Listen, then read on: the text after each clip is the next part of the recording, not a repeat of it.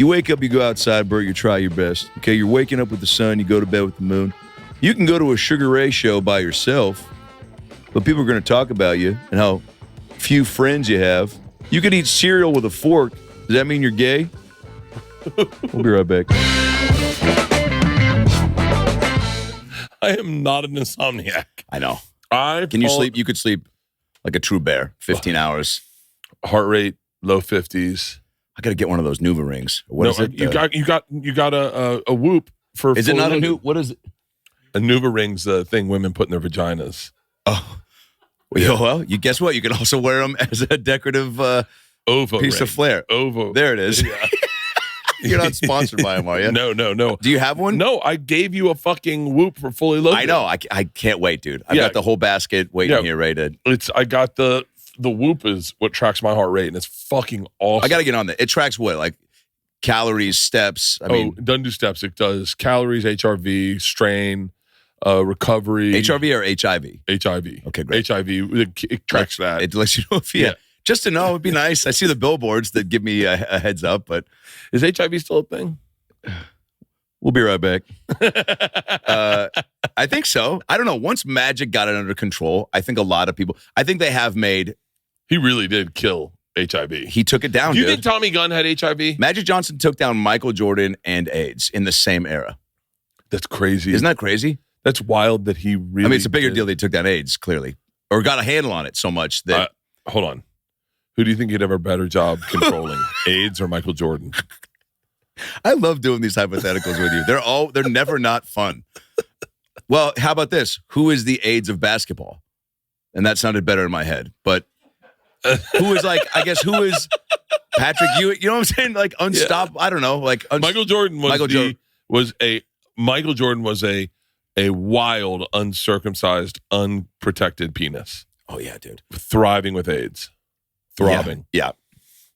God, imagine being one of those guys in the 90s with no cell phones, I've talked to, I was telling you I had Sean Kemp on our Seattle Dr.Phil show, and I was just talking to him about 90s basketball. He is if I can ever facilitate him coming on the pod with you guys, it would be an unbelievable episode. And really? I told him that at one point because he's a great storyteller. So he sent me a bunch of weed.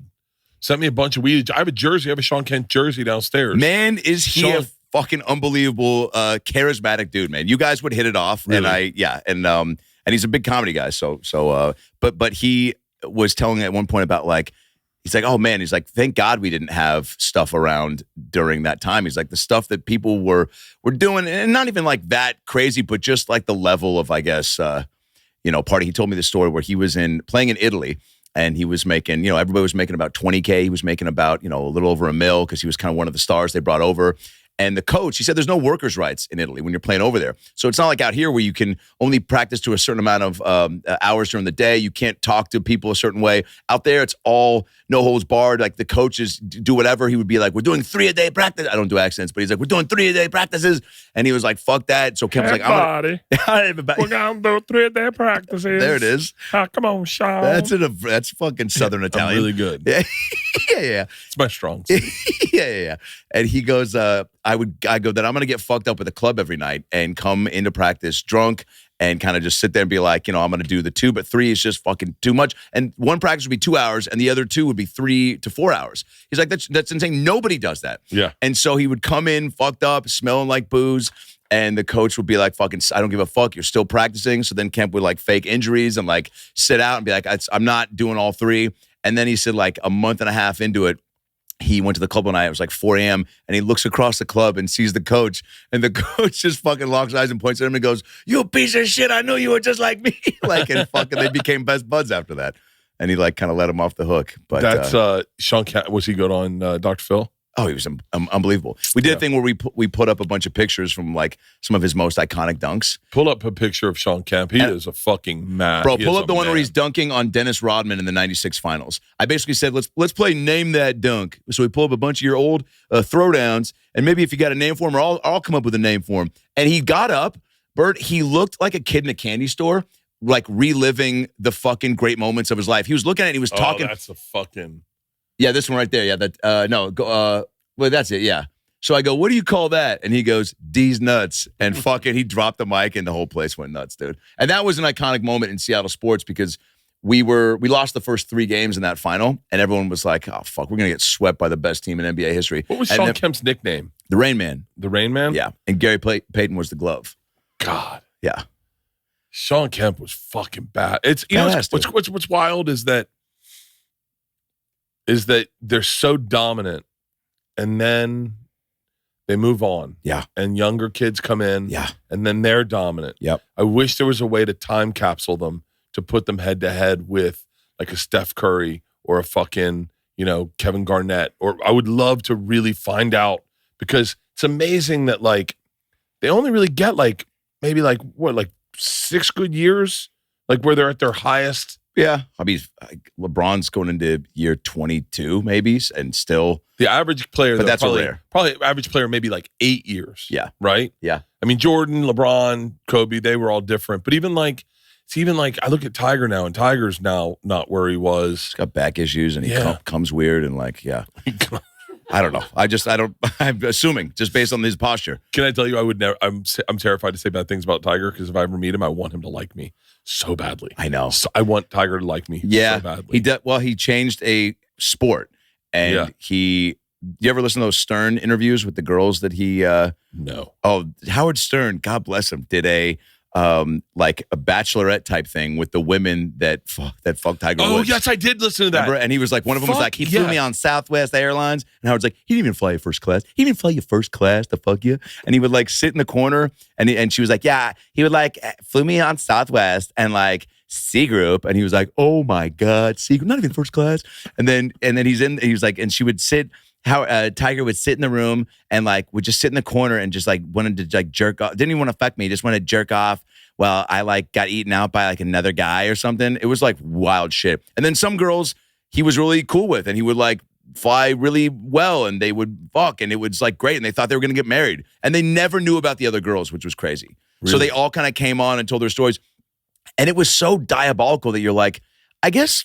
Like, how much are you really golfing? I guess you do. It's maybe the one sport where you do have a lot of time to finagle a handful of gals in your phone. But yeah, it was crazy. If I was a cheater, I would never be just the jerk off while another guy eats her out. I'd be looking to fall in love. Yeah, like that's the weird part about dudes who cheat is they're just doing it and fucking their lives up. Yeah, he was a nerdy kid that just all of a sudden got, I mean, that's the whole, there was that doc on him, and it was just basically highlighting, he was just like. How great would it be if you could just really deep dive Tiger and be like, yo, when did you lose your virginity?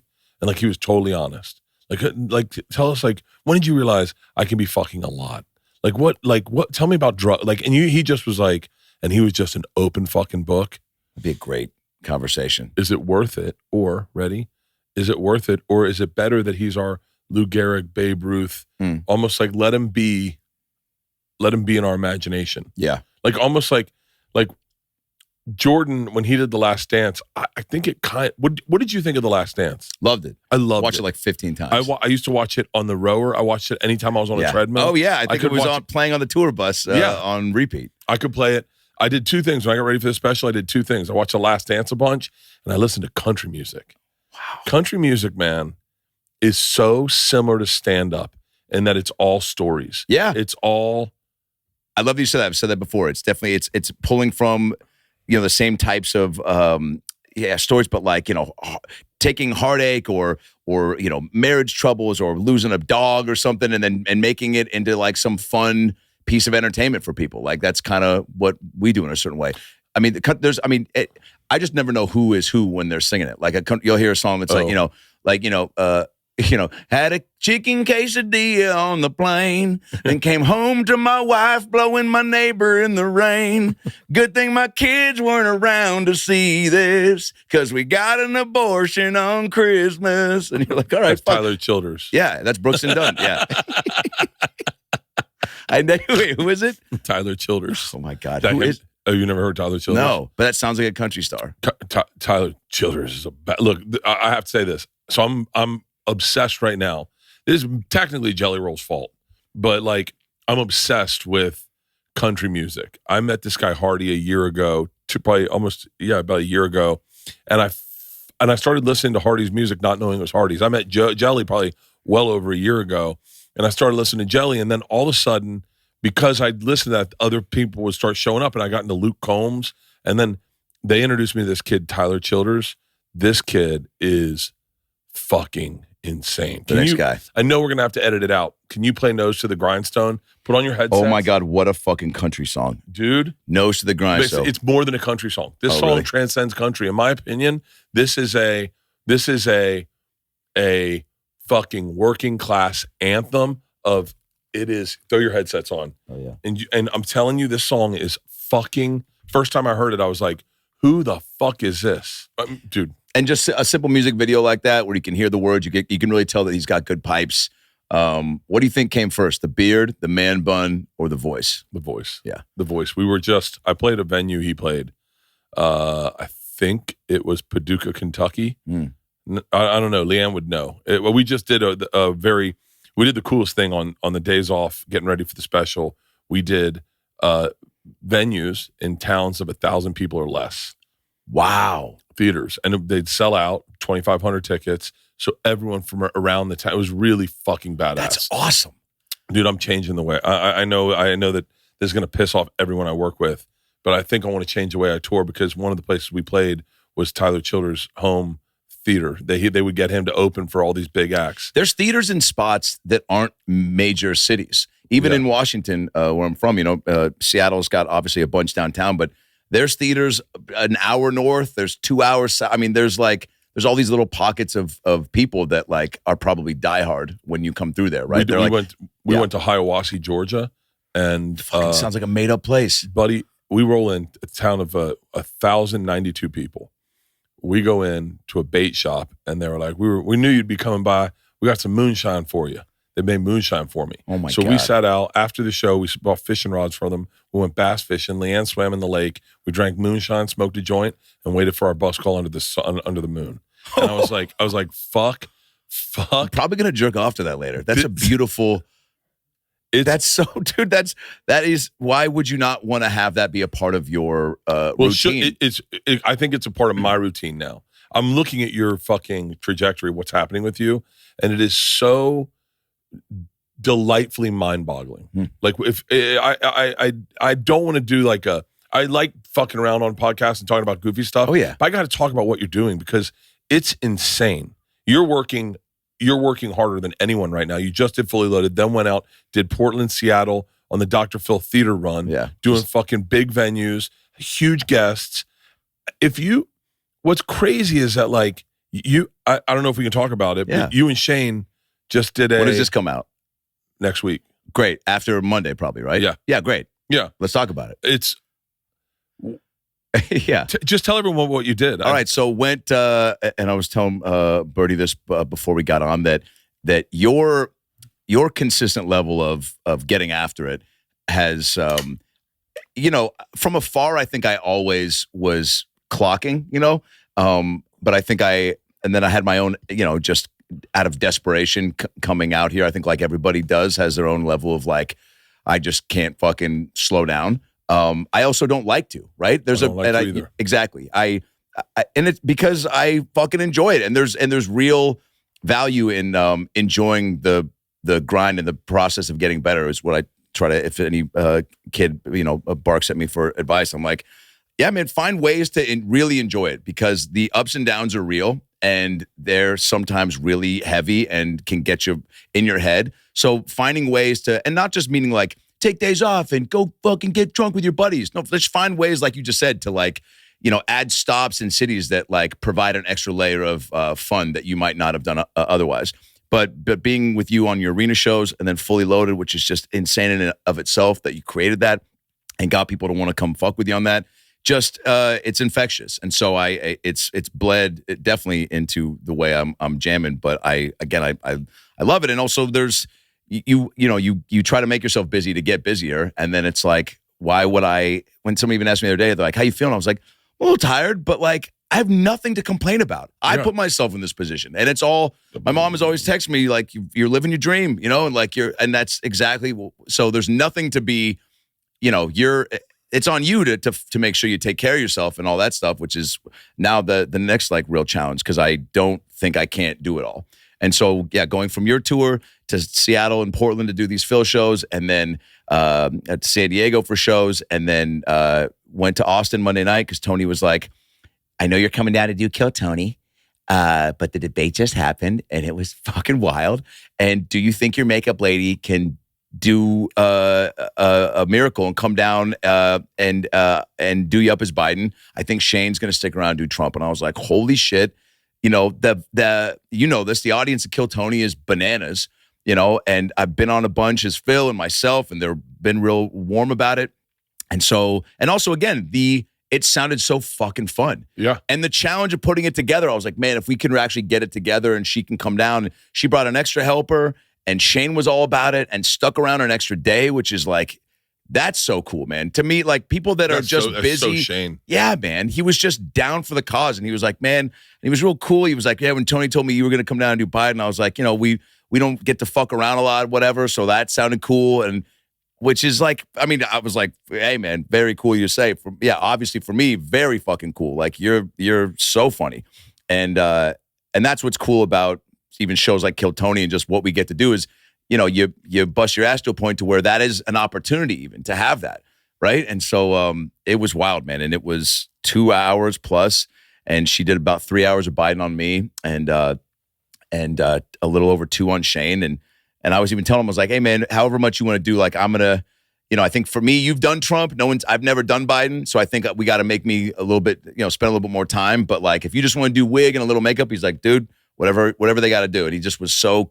To them, he was like, "Fucking, as long we got to do it for the show, you know." Yeah. And people went nuts, man. And it was just so fun. And like 2 hours of just rip. It's like you look at SNL when they do a political thing. It's 12 to 15 minutes up top. This was 2 hours uncut, and like we're finding out our jam together, and like we were making each other laugh, and yeah, it was wild, man. That's so. But like, it's crazy. I just had a conversation with someone I worked with, and I was like.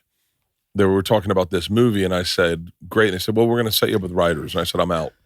And they said, what? And I said, I'm already out. I'm done. This is going to take it's going to take 18 months to get even anything off the ground, and I don't want to be a part of it. I said, things are happening tomorrow. Things are in this world are happening tomorrow. Yeah. So find a way that it happens tomorrow, and I'm still in. And I go, because I look at that, no slight. Listen, I'm not the kind of guy that's going to shit on SNL. I'm not a tremendous fan of where they are. Yeah. I haven't been for a little bit. But I also don't watch it, so I'm not, fair enough. I think Colin Jost and Michael Che are fucking hysterical. Totally. I think they are the height. Kristen Wiig, all the women that were there for a long time, they were my favorite. Yeah. And it always goes through transitions. Totally. I know the young Cuban kid, Marcello, he's fucking hysterical. Totally. He's hysterical. So I'm not shitting on SNL, but man, they don't have the big guns of you and Shane doing that. That's we can't go for it too, right? They're in a little bit of a box. For it. Yeah. You went for it. I mean, bro, it was there at one point, Shane, like, and people will have seen it, but like he starts commenting and he says the R word a bunch about a bunch of all the bucket pulls. We're just, how many more, are we going to get coming through? And then the next kid literally turns like, well, let's just keep it moving, pulls out. And the next kid comes out and he's got fucking dinosaur arms that are like turned inside out. So it was like, here he was being like, how many more fucking, wild people are we going to get? And then this kid comes out and then he crushed. And then we like, everything he did was so in the pocket. That's the thing too.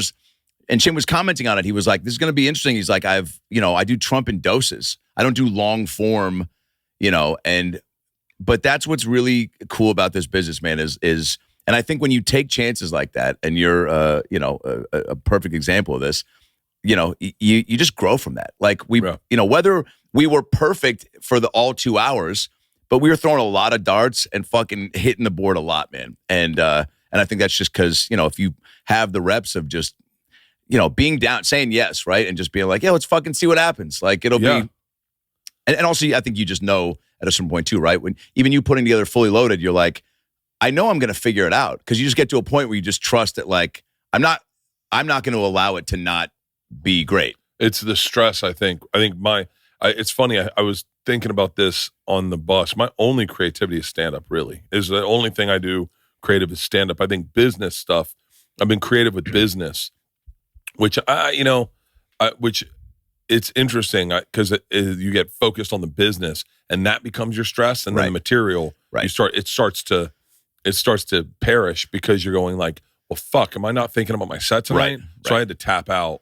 2 months ago, I tapped out emotionally and was like, I'm out of the business. I'll shoot all the promos. I'll let the team take care of everything. Ticket sales. I go, I will not look at one single ticket scale. Leanne did all of that. Leanne, Victoria.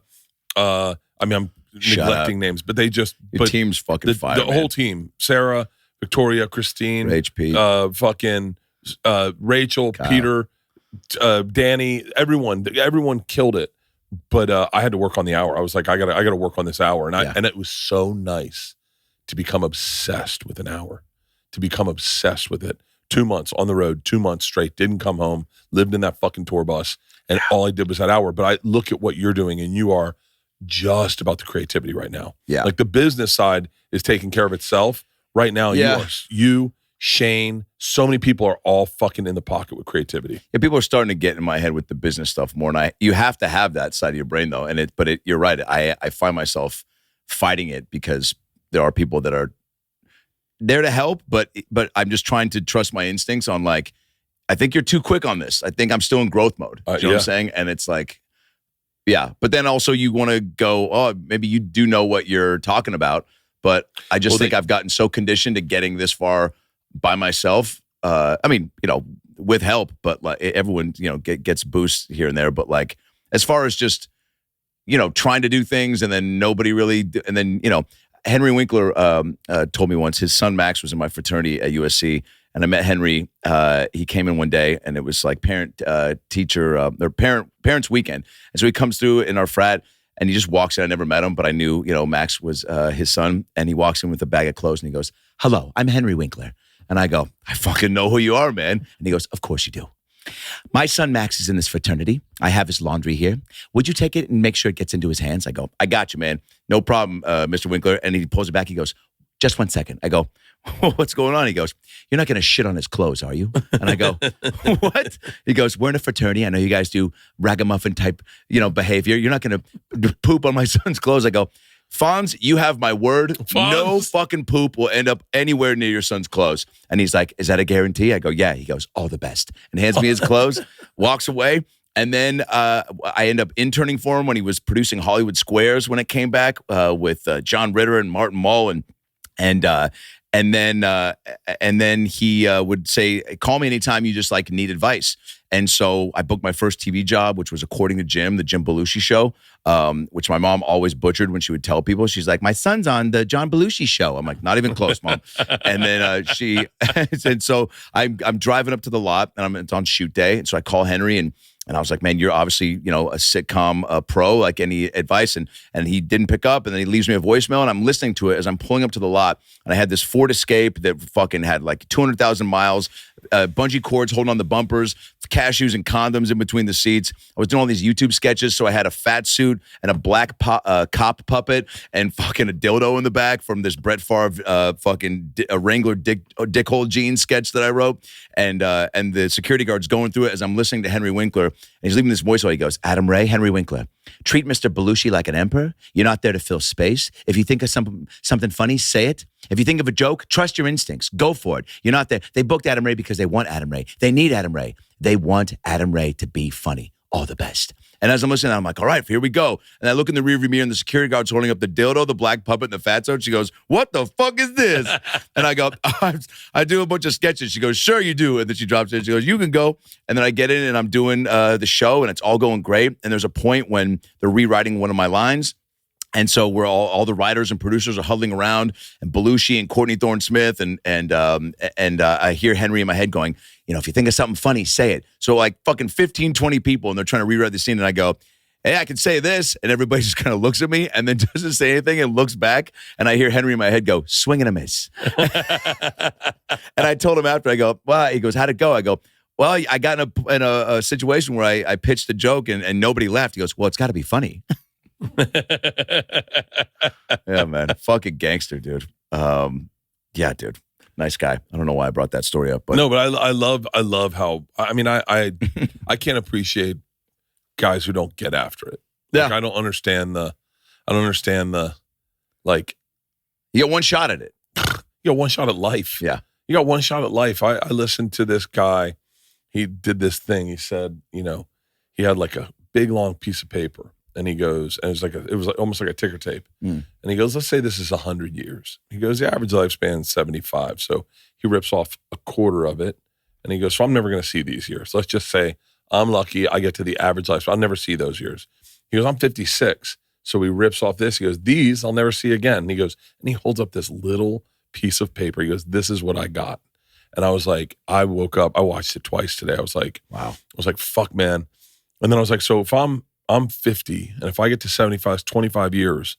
That's technically what me getting into college and spending time in college. Yeah. I was like, that was short, man. That was really fucking short. Oh, yeah. So why not get up every single morning and fucking, today I got up, got coffee for the girls, made myself of use to my family, got a puller plunge, fucking was like, come over here, we have meetings. And I was like, oh, and then my thing lately has been, now I got to learn how to pull it back and not drink tonight. Yeah. So that I can have a very healthy last little quarter. Yeah, totally. I know. Even though I was coming over here, I was like, oh, fuck. This is supposed to be my shutdown day. I'm not going to do a show tonight. And I was like, but if Bert wants to fucking crack open an Osos, you know, I'm going to fucking, you know. If you want a cocktail, we can make one. I know. Fuck, dude, I was with my giant coffee being like, I'm good. I mean, you know. I love the energy when people come in with coffee and I can see them go, this is what I'm drinking? I go, this is what we're doing, right? Who did I just heard someone say the other day, someone was saying, Jimmy Tatro. Oh, yeah. Was saying to the bus, someone told it to me. I didn't see it. But they said, he came over to my house. It was like 10 o'clock on a Tuesday. And he was like, I'm not drinking. Him and Christian came over. We're not drinking. And then I just looked at him. I said, do you want to drink? And he was like, absolutely. And he goes, the second Bert smiles, you see his gold teeth in the back. Yeah. You go, oh, I guess we're getting after it. 1,000%. I can't help it. I love that. Let's light a joint. We'll light a joint. We'll have a drink. I'm down. Hey, Pete, grab I'm fucking down. 2 cocktails. And the joints that are behind the Zimos, can they hear me downstairs? Someone knock on the ceiling to make sure you can hear me. They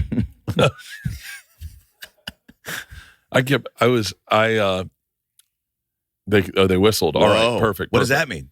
So I was Leanne whistling, I think, because Leanne whistles like a fucking redneck. That's awesome. Yeah. Oh my God, dude! Do you want to hear one of the first like YouTube or pilot things I made with a kid named Spencer? What's his brother's name? He was Lisa Kudrow's nephew, and I went to school with his brother, and we made this pilot where we were like these like whistlers that from around the country that all met together and formed like a whistling. Fucking was called the Whistlers, dude. It was fucking like a single camera, like office style, like. Yeah, clearly there's a reason. Could I tell you, nobody wanted to fuck with it, but I know that this is one of my things I'm trying to work on. But when someone tells me a story and then I go, I have a better story. I was saying that's a great thing, but it's usually the percentages are high. I went to high school with people that do that. They go, oh really? Like you think you're sick? I had I stubbed my toe last week. Like, Siobhan, you're fine. I told my dad. My dad was telling a story about cigars the other day in the cigar shop, and I go, let me tell you a story. And my dad goes, I don't need another one of your stories. I go, Dad, a lot of people think I tell pretty good stories. Yeah. And he goes, okay, let me hear it. And I told him the story, and he was like, fuck, that was a good story. Great. It was a great story. Is he a good storyteller? Is that where you get it from? No, my dad's not a good storyteller. No. My dad is a character, meaning like he is a character. And I can't tell when things are bits or if he is really losing his hearing. Oh, wow. Because like he said the other day, I got in the car with my mom's up front, my dad's next to me, I'm in the middle, Leanne's on the other side, and I said to Leanne, it looks like I sat bitch, because I was sitting in the middle. And he goes, did you just lean into your wife and call her a sad bitch? And I went, no, Dad. I started texting him the group because they're so funny, and I can't tell if he's doing a bit or not, because it's so my dad. You talk about this at all? No, I tried to put it into this special, but I was like, too much. It was too much. Yeah. But he can't hear a fucking thing. Wow. This show is sponsored by Helix. The Helix lineup offers 20 unique mattresses, including their award-winning Luxe and Ultra Premium Elite collections, the Helix Plus, a mattress designed for big and tall sleepers, and the Helix Kids mattress. Designed for growing bodies, endorsed by child sleep experts. I know a child sleep expert. Actually, I wish I could tell you who it is. And we were talking about this exact thing. So how are you going to know which Helix mattress works best for you and your body? It's very simple. You take the Helix sleep quiz and you find your perfect mattress in under 2 minutes. And your personalized mattress is shipped straight to your door free of charge. I will tell you right now, it takes less than 2 minutes to set up. I set it up quicker than I did the sleep test. If your spine needs a little extra TLC, they've got you. Every Helix mattress has a hybrid design combining individually wrapped steel coils in the base with premium foam layers on top. It is the perfect combination of comfort and support. I'm telling you right now, I get amazing sleep. I really do. And I am not a person that should get amazing sleep. It is my Helix mattress. It is all I have, and every mattress that I have is a Helix mattress. It is so comfortable. I have no shoulder pain anymore because I have the perfect mattress for side sleeping. Helix is offering up to 30% off all mattress orders and 2 free pillows for our listeners. Go to helixsleep.com/Bert. That's helixsleep.com/Bert. This is their best offer yet. It won't last long. With Helix, better sleep starts now. I can't wait to go to bed tonight. I never know what to pack. I pack too much. I don't pack enough. My suitcase exceeds the weight limit. Do I bring a tiny shampoo, a face wash, a body wash? Do I pour shampoo in that little tiny travel-sized bottle? Where do I even get those? Simplify travel with Mando's 4-in-1 acidified cleansing bar. It's a 5-ounce bar that does the work of shampoo, face wash, and body wash, and deodorant. And you can use it also as a rich shaving lather. So technically, it's a 5-in-1. It's clinically proven to control odor for 24 hours. Mando's 4-in-1 acidified cleansing bar is formulated with a gentle alpha hydroxy acid that stops odor at the source. Regular soaps can't do that because the pH is too high. This simplifies your hygiene routine, and it's the only thing you really need to pack. You can get it in 3 cologne quality scents. Mount Fuji is fresh and woodsy. That's the one I love. Bourbon leather is sweet and sophisticated. Pro Sport, clean and citrusy. I love this because Leanne has the deodorant wipes in her purse. So anytime I stink, she gives me one of those and it wipes me clean. But this bar does everything all in one. It's all I need in my tour bus. I keep it in my tour bus so I don't have to go this to that to that to this. It is all over me and I am done.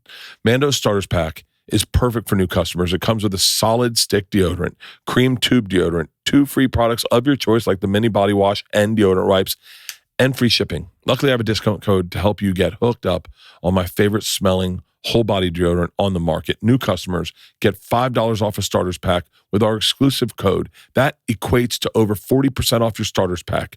Use code Bertcast at shopmando.com. That's shopmando.com.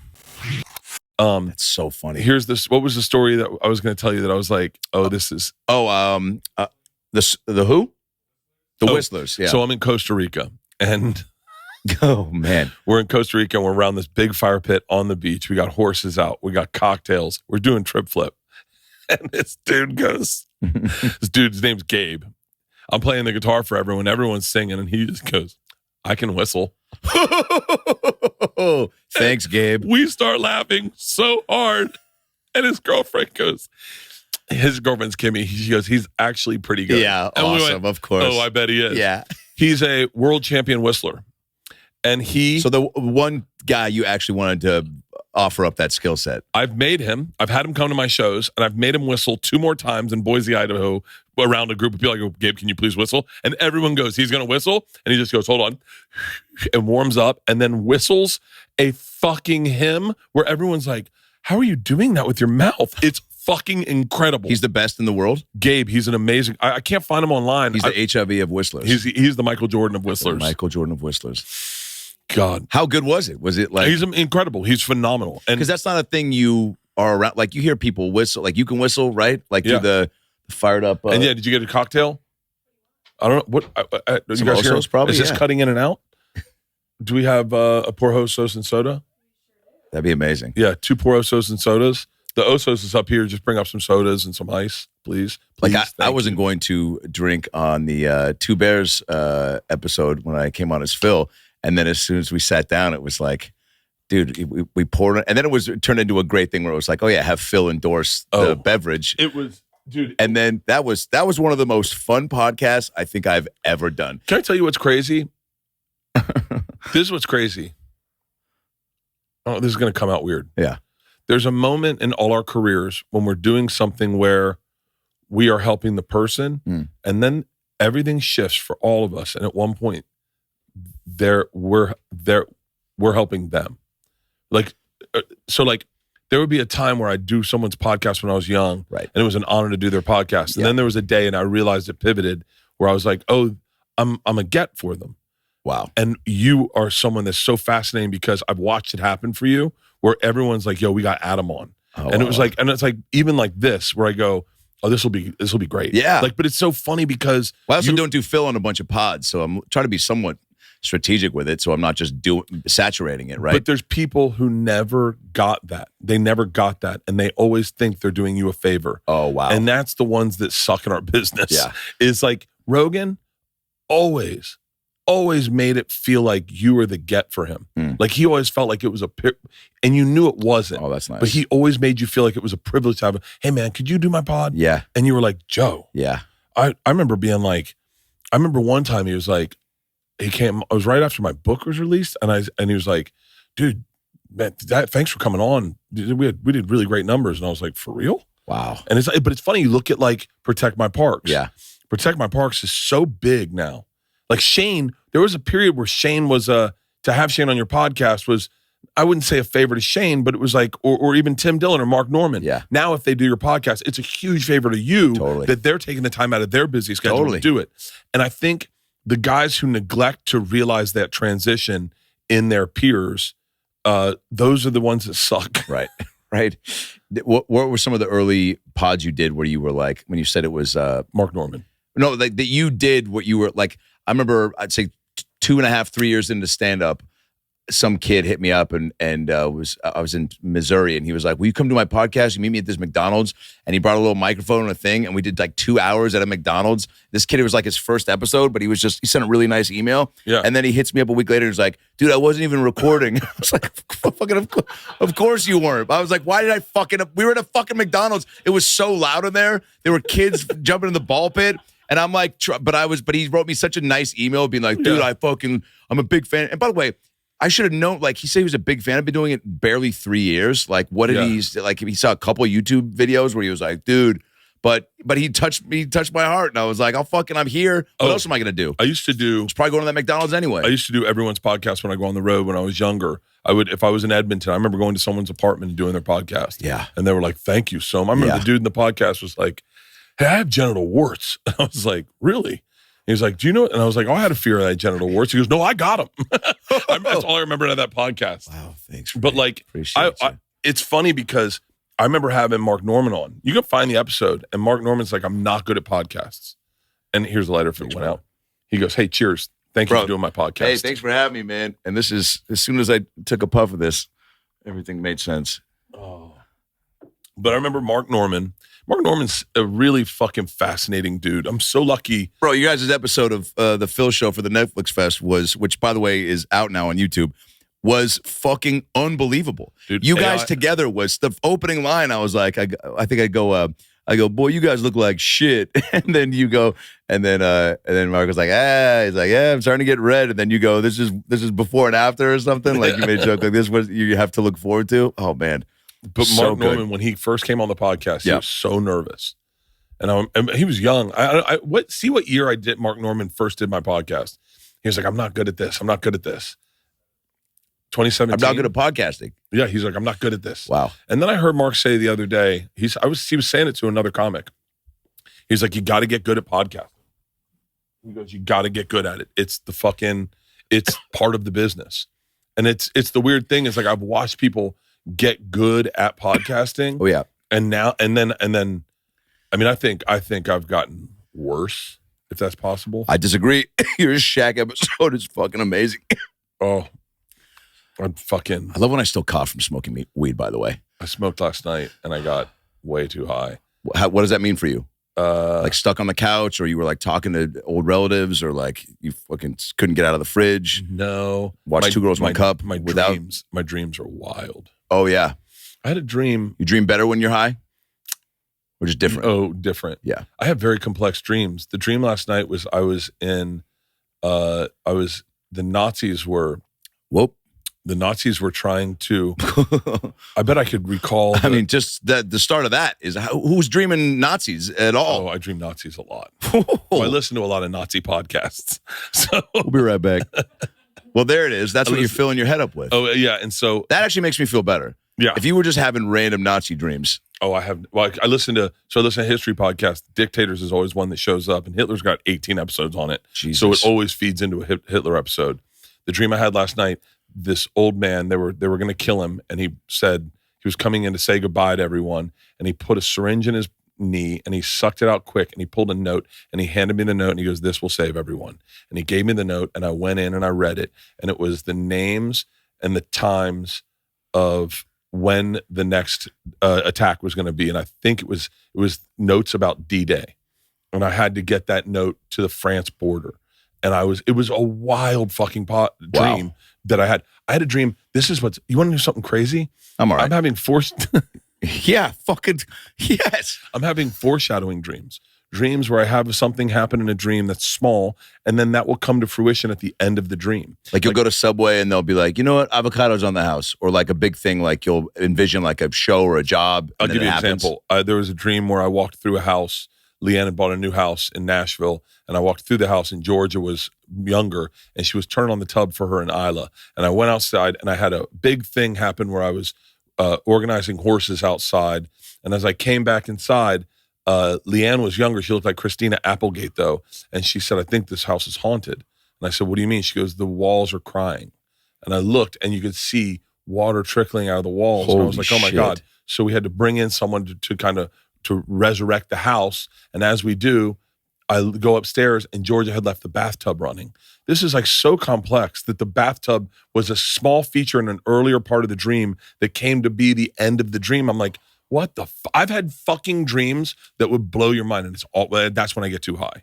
When I get too high, I have wild dreams that wake me up, and I'm like, motherfucker. So if you're not high, you're just dreaming about like, hey, me and Michael J. Fox went and saw, Sophie's Choice at the AMC. Like what? Just what's a normal sober dream? I was running from the cops, and it was very foggy. That's intense. And I was going down a ramp, and my bus was over there, and I wanted them to think that they couldn't get past me. So I drew into the fog. I wrote "careful glass," and they stopped at it, and they went, "Oh, this is a glass wall." And I had written that in the fog. And then I went and got on my bus, and they were standing at the fog. And as the fog started to move, they're like, "No!" and ran through it to come after me. I'm impressed that you can remember so many details post-dream. Oh, yeah. Most people, including myself, wake up and you're just like, whoa. And anytime, I'll start to be like, oh, fuck, babe, to my wife. I'm like, she had the craziest dream. She's like, what happened? I'm like, well, it was, fuck, I don't remember at all. And it's just gone in an instant. I wake up and write them down or That's record a good move. You want to hear the wildest dream ever? Yeah. This is the wildest dream ever. This is your dream? Yeah. I woke up crying. This is a pretty intense dream. Am I going to cry from hearing this story? I don't think so. Okay. I don't think I will either. I know I won't because I'll edit it out. I don't cry on podcasts anymore. You did? I've done it a lot. Yeah. I've cried a lot. Why is it just no more? No more. I'm done. You're like Johnny Depp who doesn't watch his own movies. You're like, I'm done crying on pods. Done crying. Were you getting comments about it or what? You just felt... I don't read comments, but I'm certain. I am certain. There's no way you couldn't comment on me crying. What a weird thing do you think it was people like, I don't want to see a dude cry, or is it just like you were crying too much? Yeah, I think I was crying too much. Right. I could cry very easily. In the times I've seen you cry, it's been endearing and in context. It's always in context. Yeah. I'm not crying out of nowhere like a woman. Real quick, before I hear this story, what is the last movie you cried at? Oh, what did I watch yesterday? Airbud 6, The Shelter's Closed? The last movie I cried, probably a documentary on Tom Petty. I was bawling watching that. Wow. I cried at a documentary about Jim Henson. Have you seen that? No. Holy shit, it's on Hulu. Ron Howard did it. I'm a huge Muppet guy. I wanted to be a fucking puppeteer as a kid. For real? Talk about a guy also, too, that just did not have an off switch. Dude. This guy, and the true balance of like 6 kids, and they all kind of get interviewed in this, and his wife, who's also passed, he fucking sacrificed family for fucking making the world a better place, dude. And it's wild. You're just like, how do you find that balance even at that level? And man, it was Yeah. And I'm always impressed by a guy like that who must have been called every horrific, homophobic, weirdo, spaz name in the world because he wanted to play with puppets. Yeah. When no one played with puppets. Do you think people thought it was gay even in the 70s? Think of Walt Disney. Like, think of his brain where he's like, I want to make Talk about a Nazi. Cartoon. Yeah, he did not like Jews. Have you seen Mickey in the Parade? He's fucking doing that. No. I'm sorry, that's a bad joke. No, he's not. But I love that you believe me. What world do we live in where you're like, are you serious? Is that for Halloween or the Christmas show? No, there's certain things where old school racism still floats around where you're like, what was the one I saw the other day? Where I was like, I've been saying a phrase, cakewalk, my entire life.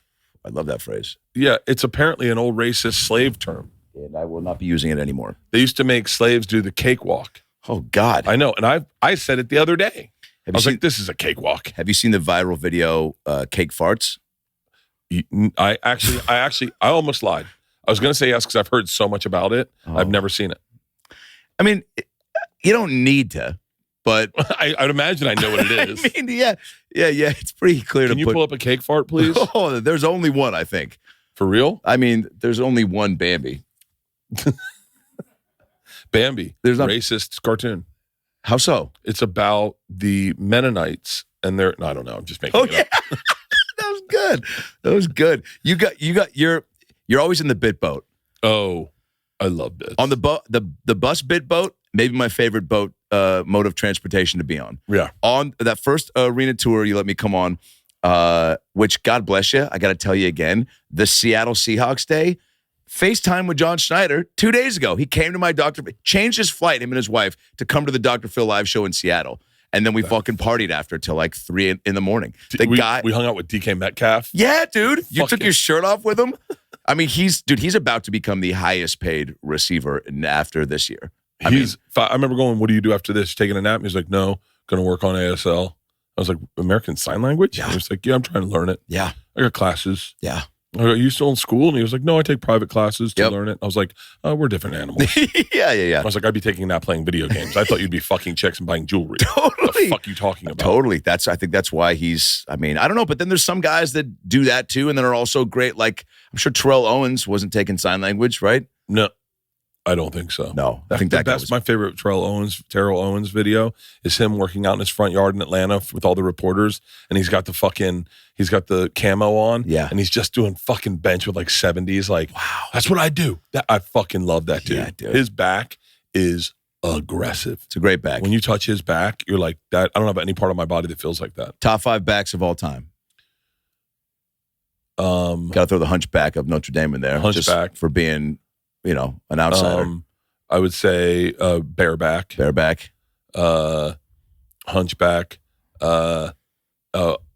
humpback. Okay, yeah. The whale. Probably that's the biggest whale, isn't it? The biggest whale.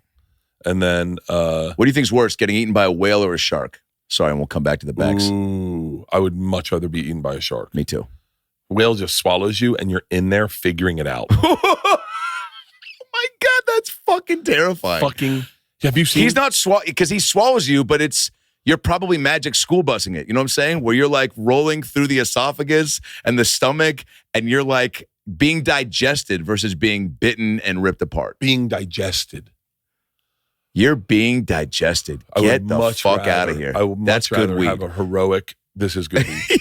I want my heroic. I was thinking about this the other day. Yeah. I really do hope I die in a really tragic form. Yikes. Where I get a moment where I'm fighting it. Oh, okay. Like where I'm like getting attacked by a shark and then getting out of it. And then I'm like, I got this. I actually, this is crazy. I think about this a lot because I've been surfing a few times recently. Oof. And I'm on blood thinners. And if I got bit by a shark, it's over. For real? It's over. I'm on baby aspirin. Oh. So I'll bleed out before they get a chance to save my life, bro. And I started careful, going like, please. this is fucking stupid that I'm out here. Yeah, it is. Like, it's crazy that there's sharks everywhere. We went surfing. There's a shark levy in your fucking driveway. We went to the shark attack capital of the world. Go ahead. Yeah. New Smyrna Beach. We went surfing in the shark attack capital of the world. Why? Because I grew up surfing there my whole life, and I just was like, this is where there are good waves. Oh man. It was pretty awesome. Leanne surfed too. It was fun. Sam Morrell surfed, Kyle Kinane surfed, I surfed, Chad Daniels surfed, Kelsey Cook surfed. Oh, this was on the first first leg. Week. Oh wow. First week was fucking wild. Can I ask you this? Because and I'm sure I'm not the only person that wants to know. what was your, and it's like asking who your favorite kid is, but we'll come back to that. What was throughout the Fully Loaded round 2? What was like a moment that was two-part question. A moment where you were just like, I'm so fucking happy. Like, I'm really like, I'm looking around, which I feel like was almost every night because after the show and then the hang and just seeing everything that you brought together. But was there a favorite just moment, whether it was like a workout or like a surf thing or an activity or seeing somebody get a pop or a venue that you liked? Like, was there something that just really stood out? The Charleston show. I was doing this with Leanne the other day at the pool. The Charleston show was probably the most magnificent day because we went fishing. I caught a grouper that was I caught a redfish that was too big. It was a great fight. And everyone caught fish. Everyone caught sharks. We got drunk as fuck. We got high as shit. We went back. I then did a sound check with Jelly, came in. I did a workout. I did a crazy fucking workout before the show, went back out, did the duet with Leanne, I think for the first time. Oh. And then at the end, Jelly had set up outside his bus. His tent has lights underneath it, and he had set up a smoke circle with Attell, me, Norman, Big J, Dan Soder, Jelly, Chris Porter. It was everyone was there. Everyone was there. And I got so high that night, I got in bed with Leanne, and I asked if she was a hologram. Oh, I said, you need to give that weed a shout out. Yeah, that's Jelly's weed. Oh my God. I said, are you real? And she went, what? I said, Big J goes, how terrifying do you think it was for her 1,000%. to be in a bus with someone who goes, are you a hologram? Maybe I can just kill you. I was so high, I thought she was a hologram. Wow. And so that was one of my favorite nights. Yeah. My favorite workout was with Matt McCusker. Me and Matt McCusker did a fucking workout with my trainer, Connor. That was the most insane fucking workout that we've ever done. And it was nonstop, polar plunge, did the show. That was like, West Palm was pretty fucking amazing. Pittsburgh was through the roof because all the Steelers came through. Yep. And that was fucking, Pittsburgh was probably, I think, the best show top to bottom for everyone attached. Oh, yeah. It was wild. And that arena, I mean, it's the fucking hockey arena. Yeah. It was bananas. And having those guys come through. The Hall of Fame stadium was pretty cool. And get to walk I've never done an outdoor stadium before. Yeah. I've done some pretty cool venues, but being set up on the 50-yard line, or not even the 50-yard line. I guess we were on the sidelines of the visiting team, facing the stadium wall. Yeah, that was fucking wild. That was a great night too because that was the first night of like the next leg of the tour. So it was like we all kind of, and it was a great setup post show. So it was like I never smoked pot with Whitney Cummings before, and we burned it down and laughed so much. Yeah, and it was like so great to just have and that's why the tour is like extra special. You get these hangs with people. Soder and I, getting to reconnect. The first time I met Dan Soder was we were co-headlining Helium in Portland, Oregon, and after the first night of the weekend. He's like, I got these screeners. You want to get high and watch a movie? I was like, fuck yeah. So we go through and we're going through all the options. I think it was like the Tom Hanks where he plays Disney and whatever. And he's like, 12 Years a Slave. I was like, her's supposed to be great. And he's like, let's do it. So we're sitting there. He's sitting on the edge of the bed. I'm sitting in the little one chair in the room. And at one point, about fucking, 2 hours in, pretty intense, he just hits pause and turns around and looks at me and goes, this is bad, right? And I go, oh, yeah. He goes, good. We're just getting to know each other. I want to make sure I'm not turning back and you're not going to be like, wow, they're really Hollywooding this up, huh? You know what I'm saying? He's like, we're on the same page about how this. I was like, oh, totally, dude. Yes. Guilty? Yes. You feel very bad? Yes. Anyway, so we joked about that. But that football Hall of Fame stadium was wild. And walking through the Hall of Fame and seeing like, I don't know, it was extra cool to be in a place where you see like so many guys were, just celebrate and close things out. And the crowd there for the outdoor show, I thought was pretty wild for an outdoor show. It's a good venue because it's all a wall. Yeah. So the pops were coming right at you. Yeah. As As opposed to some of the amphitheaters, the laughs are in the outfield, in the field, and they go up and people go, are they enjoying it? And you're like, no, they're loud. You just can't hear it. Right. And then you go out into the audience and you're like, oh, this is big. Right. Yeah, that festival, man, I'm so proud of it because it really is fun. And it's not meant to be profitable. It's meant to be fun. But we're not losing money on it. We're definitely not losing money. Good. So I feel like I go, so like even after this year, we're in. it's what's crazy too is like, as you know, we started it when there weren't, I hope this sounds right. We started 3 years ago when not everyone was famous. And now everyone's getting famous. Even cooler to have. It's like, it's like Mark Norman and Sam Morrell are on it. Two years ago, they were not as famous as they are today. Totally. Shane Gillis texted me almost every week. And every week he'd text me and go, I'm so fucking jealous and I'm not with you guys. I want to be there so bad. Oh, man. And he was doing some stuff. I won't say what he's doing, Sure. but he was making some stuff and he had obligations. And then I guess when he got home, McCusker was like, dude, yeah, you missed out. Yeah. And he texted me. He's like, I am so sorry I couldn't be there. I think it's good to have FOMO, right? If you don't have FOMO, I feel like you just maybe, I don't know, if maybe you haven't done enough stuff or you don't even have a zest to get outdoors to begin with, right? Yeah. Like I feel like the amount of things I've done, and because I was like, I know how I'm going to feel when I see pictures or I hear about, the time people had. I told you, I think I told you this. I got diagnosed by a therapist as having With FOMO? No. For real? Did you pay for that session? Yeah. Oh my God. Like, you know what you got? And I was like, what's that? And he was like, it's called FOMO. And I was like, what? He was like, yeah, YOLO, no homo, but you should. No, I'm kidding. He didn't say that, but the fucking an 8th grade skateboard gang no, leader. but that's what I was like. I was like, so what's the key? And he was like, I had it the other day.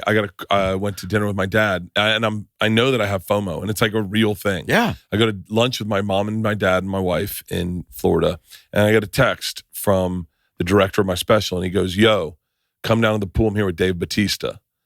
And I was like, okay. And I was like, how the fuck do I get out of dinner with my parents or lunch with my parents? I need to get the fuck out of here because I want to meet Dave. I'm a fan of Dave Bautista's, and he was with Titus O'Neil. And I was like, and I went, hold on, be present. You're with your dad. You're not going to have him forever. Dave Bautista's not going to change your life. Yeah. It's just a person. Yep. And I was like, be present with your dad. And then my dad's like, it was a great lunch. You want to go have a cigar? And I was like, fuck. Dude, I go, I'm definitely not meeting Dave Bautista now. But I had a cigar with my dad, and we had a great fucking time. And I was like, and then it passed. It was my problem every fully loaded. I'd wake up the first time at like 10:45, 10:30, and I'd open my door to see if Dan and Jay were awake yet. And if they were still closed, I'd shut my door and I'd go back to sleep. Great. But the second I saw that they were awake, I started having FOMO. And I'd be like, I don't want to miss out on a fun breakfast. I don't want to miss out on the activity today. Like breakfast. Or a sandwich challenge when you fucking had the guys come in. Have you guys done anything with cut that video up yet from the that was in Pittsburgh? Yeah, we have so much you got so much content. Footage. It is like we almost have too much. I have too much content. When I die, there will be some really cool docs. Like, because I have so much content from 2020 when the pandemic started. I started filming all the time. Wow. And I just have I have the coolest. Are you making a doc? No. I mean, I could one day, but who wants to watch that? I mean, a lot of people. Me. I don't know. When you play the hype video before your stand-up shows, it's pretty awesome. Yeah. That's a lot of the stuff I have a day that I've always wanted this edited together. We got drunk and very high in Colorado and got out on a boat in the middle of the night and we're wake surfing in a lightning storm. And we couldn't stop laughing and we were drunk and I'm terrified of lightning. And I just remember that night is so beautiful and we filmed all of it. I've never seen it, never made a light of day. Fuck. Yeah. Have you been one of those dads that tapes all the shit at everything and do you ever watch it back? Yeah, that's the best. I mean, I had one night, my hardest cry ever was I'm in my man cave. There's a song by Dr. Dog. Hold on, because it's the little things. It's the little things that keep us on. It's this beautiful song. That's the theme. And Apple takes over my computer as the song's playing and starts playing pictures of my girls. Oh, man. When they were young, and I am crying, and I'm alone, so I let myself cry. Yeah. And it just like really let it cry. Like when you throw up and you're like, all right, if I throw up hard, I can get it all out. Yeah. And I just like, let's get all these tears out. And I was bawling in my fucking man cave. And then I played it again and it kept going on. But yeah, if I look at little pictures of my girls, it makes me sad. Fuck, dude. I just looked at a video of my nieces when they're now 14, when they were 6, and I surprised them in Seattle, and I videotaped them, and they like came to the door, and they were like lost their shit at how, and I was like, oh man, I think I gotta have kids soon. Do you think you'll have kids? We go back and forth. Yeah. Yeah. I don't know. The main reason now would be so that my mom can enjoy them while she's still clicking and ticking. It's tough. I think that's it's the right tough reason. because there needs to be a selfish part where you realize right now I'm in a pocket That's kind of that what I've it fought is. for my entire career, and I'm getting to do all the things I want to do. Yeah. And I don't want to waste that, and I don't want to leverage. And I never had that. I had kids. I didn't even think before having kids. Yeah. I didn't put thought into it. It's a good way to do it. Yeah. Like I think the average American just was like, we're gonna have a kid. Yeah. It's like, cool. Yeah. What does that mean? I was broke as fuck. And Oh, that's right. oh yeah. I was That's making wild. I made $700 the first week Georgia was born. Opening for Dave Attell. I made $700 every week featuring. I was still a feature. That's crazy, by the way, that you did that and then he's now on your festival. That's wild, dude. Yeah, that is pretty wild. Yeah. I do have moments of like smallness where, you know, like, see, ever gets too high and then you look up at the sky and you go, wait, that goes on forever?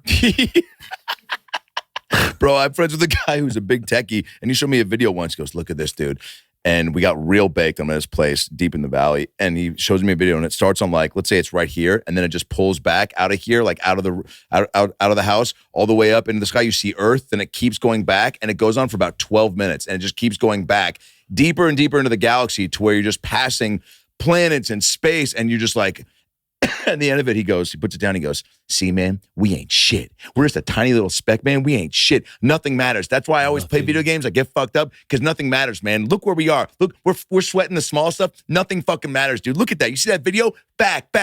We're just a little fucking blip in the whole vicinity of the galaxy. Nothing matters. And I'm like, I mean, I got to get home, so some things matter. I'm high as fuck right now, and it's 3 PM, you know? But it really took me on a ride of like, you just don't think, unless you watch a video like that, to think that it is, you know, I don't know, man. Yeah, we're just fucking a fart in the wind. What's crazy to me, I've been obsessed with this. I got high with Tommy Chong, and he told me you get to determine your reality. And it's something that's stuck with me. Wow. And I've been what watching, a great pothead quote. Yeah. Do you know what I'm saying? I wish I could find that actual quote, what he said to me, because I was high as fuck. And I was like, you know, this is what I've been thinking. I've been thinking when I stopped drinking as much. Sometimes when you drink, you get in your weeds about your brain. I think it's anxiety. And all of a sudden, something that isn't real will become your reality. Like whatever the thing that, say a dude leaves a comment and he's like, sometimes I'll get caught in the shrapnel of comments. Like I won't read my comments, but I'll look at the videos, see how many views it's gotten. Sure.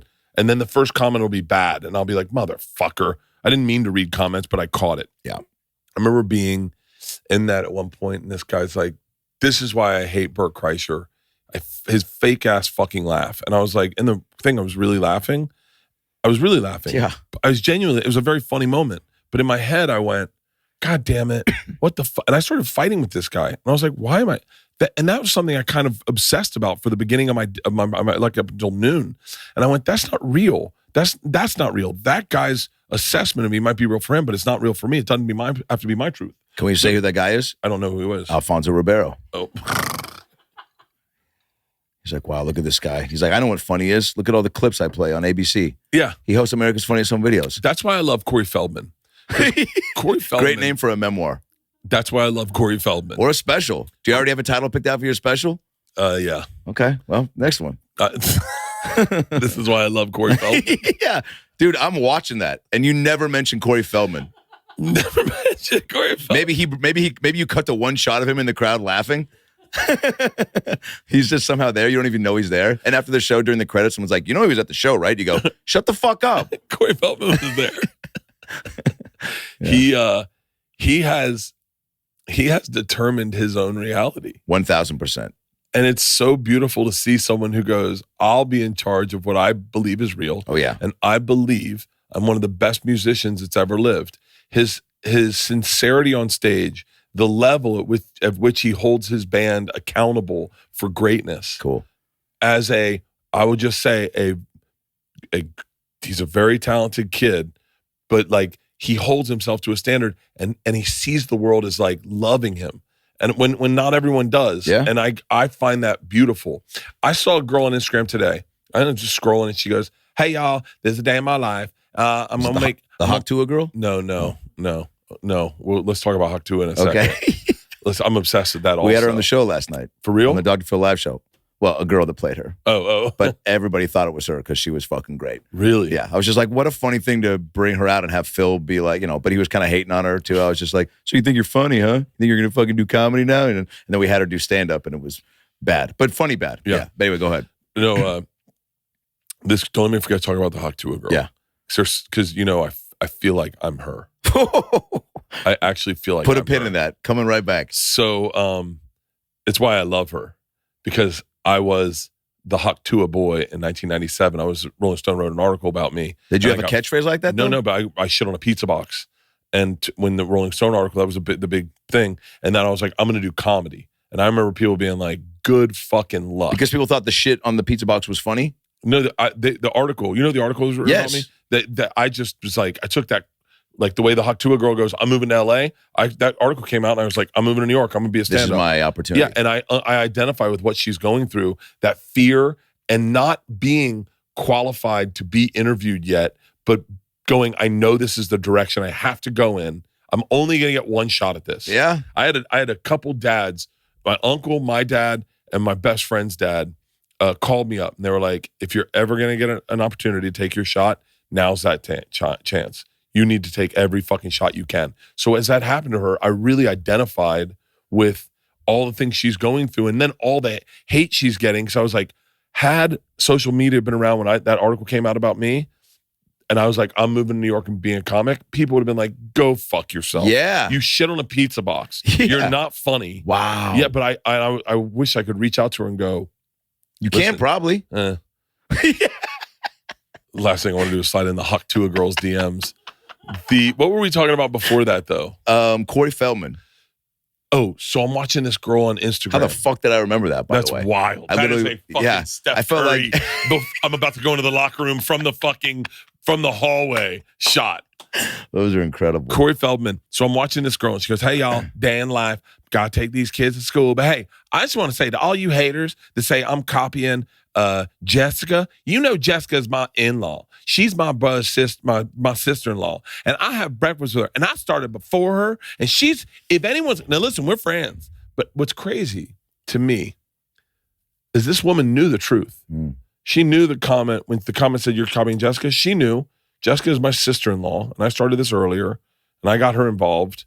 I don't really need to address that. But she allowed a falsity to be her truth. So when Tommy Chong said, you get to choose your reality, I went, wow, Corey Feldman has genuinely chosen his reality. He has chosen his reality. And by the way, it's kind of working out. Oh, yeah. He's opening for Limp Bizkit. He was friends with Michael Jackson. He was the voice of Donatello in the original Ninja Turtles. He was in Goonies. He was in McDonald's commercials. And now he's opening for Limp Bizkit. What a fucking career path. What a career. And you know what that is? That is like blind faith in yourself. And so much of us is like, we get caught up in like there's a lot of comics that are really bad about it, but they read everything that's written about them. Oof. And then you're allowing that to creep into your own reality. Yeah. Where your own reality, if it's comedy, should just be have fun. Yep. Just be have fun. Wake up every day with a smile. Why would you let someone who obviously doesn't wake up with a smile, who's sitting in, maybe not having the best life, and maybe bad things are happening to them and they don't deserve them.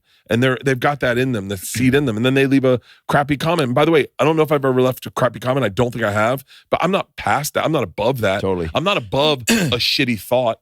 We're all there. The amount of times I've interacted with somebody who's put something not nice on a video or a post or whatever, and I've made a real, try to kill it with kindness, where I go, dude, sorry you're having a shit day. And then look, I have definitely fired back with fucking your mom didn't think so, just something real childish. Yeah. But when I kill it with kindness and I'm like, hey, dude, sorry you didn't like this. Comedy is subjective. Your comment was pretty mean, but dude, I've been where you are. It fucking tomorrow's a new day though, so all good. And then I swear to God, probably 8 out of 10 times, dude, I'm actually a huge fan. Sorry, man. Yeah, it's been a shit fucking whatever it is. And they're immediately look, there are people that probably really do hate you.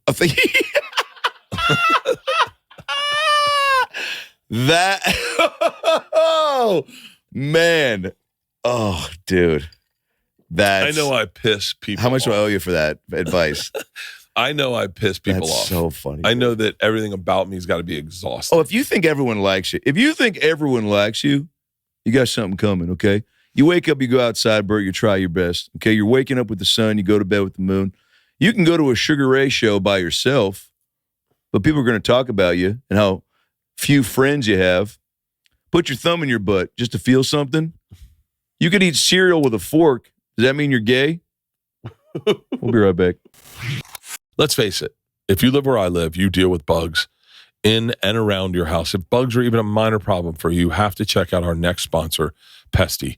This podcast is sponsored by Pesty. Pesty is a do-it-yourself pest control company on a mission to provide pro-grade pest control products at an affordable price so you can say hello to savings and buy to all the bugs at a fraction of the cost most pest control companies would provide. With Pesty, there's no more waiting all day for the bug guy to show up when you can spray it yourself in just a few minutes. With other pest control companies, they charge hundreds of dollars and make a one-size-fits-all plan. Pesty makes a customized treatment plan for you based on your location's bugs and climate. Plus, the specific chemicals are rotated so that bugs don't build up a tolerance, which makes it even more effective over time. So for anyone who thinks you need to be an expert to take care of pest control around your house, think again. Pesty is super easy. It takes just 10 minutes to apply and comes with everything you need, including a cool, reusable electronic sprayer. Applying Pesty is even easier than mowing your lawn. Possibly the best part, Pesty is kid and pet friendly, so you don't have to worry about your kids or your pets around Pesty. Let me tell you something. We have a big problem with black widow spiders. My nephew got bit by one on his foot the other day. It is a problem in where I live. And with Pesty at my house, that will not happen. I can promise you that. I got to send some Pesty to my sister. Now is the time to protect your home from bugs for less with Pesty. Head to pesty.com/Bertcast and use code Bertcast for an extra 10% off your order. Once again, that's pesty.com/Bertcast for 10% off. And make sure to use my promo code Bertcast so they know that I sent you. This video is brought to you by Manscaped, the global men's lifestyle brand that is revolutionizing the landscape of men's grooming. Today, we are here to celebrate the perfect summer grooming companion that will keep you looking cool, even if it's sizzling outside. I'm excited to introduce you to the latest version of the Lawnmower family. Brother, I am a lawnmower man top to bottom. I love this damn thing. It is the best you're ever going to find. And the Lawnmower 5.0 Ultra in the new colorway White Hot from Manscaped, it is in a sea of options to choose from. The perfect grooming routine. Manscaped undoubtedly shines.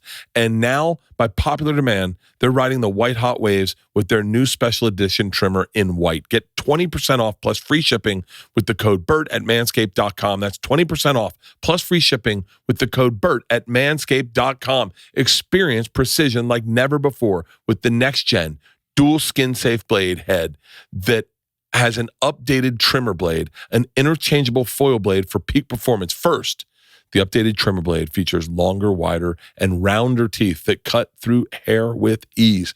And here's where things get interesting. The foil blade, crafted to transcend the boundaries of typical trim achieved with the trimmer blade. This foil blade is designed to leave you with a finish that is irresistibly sleek and utterly bare. It glides gently over your skin, capturing even the finest of hairs for a flawless look that is ready to impress. Whether you're hitting the beach or just enjoying the summer sun, this is your go-to. I'm telling you right now, they keep outdoing themselves. I mean, when they added the LED light, that for me was a game changer. I just saw this thing. We got it downstairs. I'm taking it home tonight. I can't wait to take it for a run. Get 20% off plus free shipping with the code BERT at manscaped.com. That's 20% off plus free shipping with the code BERT at manscaped.com. The way you hit that was beautiful, dude. I fucking love it. Did you get good at smoking weed or drinking cool? That question sucks. Did you... I was never a weed smoker until recently. I guess what I would... Okay, well, that was my... Like, I smoked weed, but I didn't smoke it as regularly as I smoke it. Guitar, you playing the song with Leanne, new favorite part of the show. Did you do it in the special? Can you say? No, I didn't. Cool. Save it for the next one, right? No, or maybe save it for live shows. I really enjoyed writing music. It was so fucking fun. I might go, and great. I might do my next special and just call it Guitar Act. Yeah. Play songs. Why not? I would love to and get famous musicians to come do a song with you. Dude, or back you up. Didn't Jelly back you up on the first Oh no, we did Simple Man. Wow. Yeah, we did Simple Man. So he didn't play during your song with Leanne? No, he didn't play. Him and Porter played every day right before. They'd go right on before me. Cool. And then he would bring me on stage, and then he would come back out. And I'd still have the guitar out. Simple Man's a pretty easy song to play. Yeah. So we would just play it, and I'd still fuck it up. I was so bad. I would get nervous. I would get genuinely nervous playing the guitar. Of course. Like my knees would shake. Wow. Yeah, and I just done 25, 30 minutes, and I was totally cool doing comedy. And then new skill on display, though, right? It's nerve-wracking. Yeah. It's nerve-wracking. Remember when we were in the Guitar Center in... I have that guitar right there. Was it Buffalo? No. Yeah. Where were we? It was on the arena tour. You, me, Chappelle Lacey, and Dave. So Bethlehem, Pennsylvania, maybe. Sounds right. That sounds right. We went to the outdoor store and then the mall and met the Easter Bunny, and and then the Easter Bunny fanned out, which was really funny. Oh God, her head comes off. And then we FaceTimed John Mayer. In the Guitar Center, and they were fucking losing their minds. And it was right after they were playing. We FaceTimed John Mayer in a Guitar Center. Yeah, buying John Mayer's guitar. Wow, John Mayer was playing on the fucking store soundtrack. Yeah, while John Mayer was playing. Yeah, and they were like, these kids in Bethlehem, Pennsylvania, are like, what the fuck just walked in here? Yeah, dude, it was a lot for you to come in. You start fucking playing guitars, and yeah. Wait, so okay, so you picked up the guitar. Was that I got to 50 and I want a new hobby or want to like pick something up? Are you that guy? No, I started playing guitar when I was 16. Oh, I should be better. That's not what that response was. My daughter Georgia picked up the guitar this weekend. She started learning to play the guitar. Cool. And I was like, oh, cool. And this is what a bad dad I am. I was like, I kept taking it from her, going, let me show you what you're doing here. Oh, yeah. And then all of a sudden I was like, oh wait, that's not how you learn. By watching another person. Right. You got to figure it out yourself. You got to do it, yeah. And then at the end of the night, last night, she was playing Blackbird. Cut to this morning, I had my phone listens to me, and I listened to Corey Feldman play Blackbird. Have you ever listened to Corey Feldman's rendition of Blackbird? It's Corey Feldman doing Blackbird. I don't think he's doing the right lyrics. Gotcha. Is that what his concert is? No. I don't want like paraphrasing of famous songs. I don't want to say like negative things about Corey Feldman, and it sounds like I am maybe because I like Corey Feldman, but I mean he was such a huge part of my childhood. How different is the song? Like I don't know. Can you find Corey Feldman playing Blackbird? Black guy got a bunch of fries. No. Like what is he? Is it completely off or is it like still close to the? These do not look healthy. I'm not gonna fucking. My first in. I had my first in at the last night of the tour. Oh yeah. I remember I was putting it in, and you were like, "Dude, you're like, don't suck on it." And then you're supposed to put it what, like behind your in your cheek. Yeah, but I had it in the front, and that thing was aggressive, dude. I had a meeting. We were working on a pilot, and one of the execs came out to see my show. A bunch of the guys were in the room. I put his in, and he goes, "Hey, what's that?" And I go, "It's a your next addiction. You want to try one?" He goes, "What does it do?" I go, "It's just." Hey, drink a beer with it. All of a sudden, the beer kicks in a little harder. It's pretty great.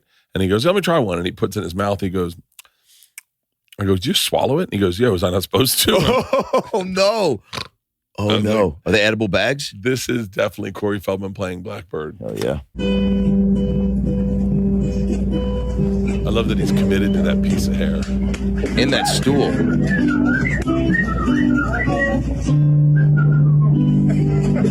I mean, I'm obsessed with this. Take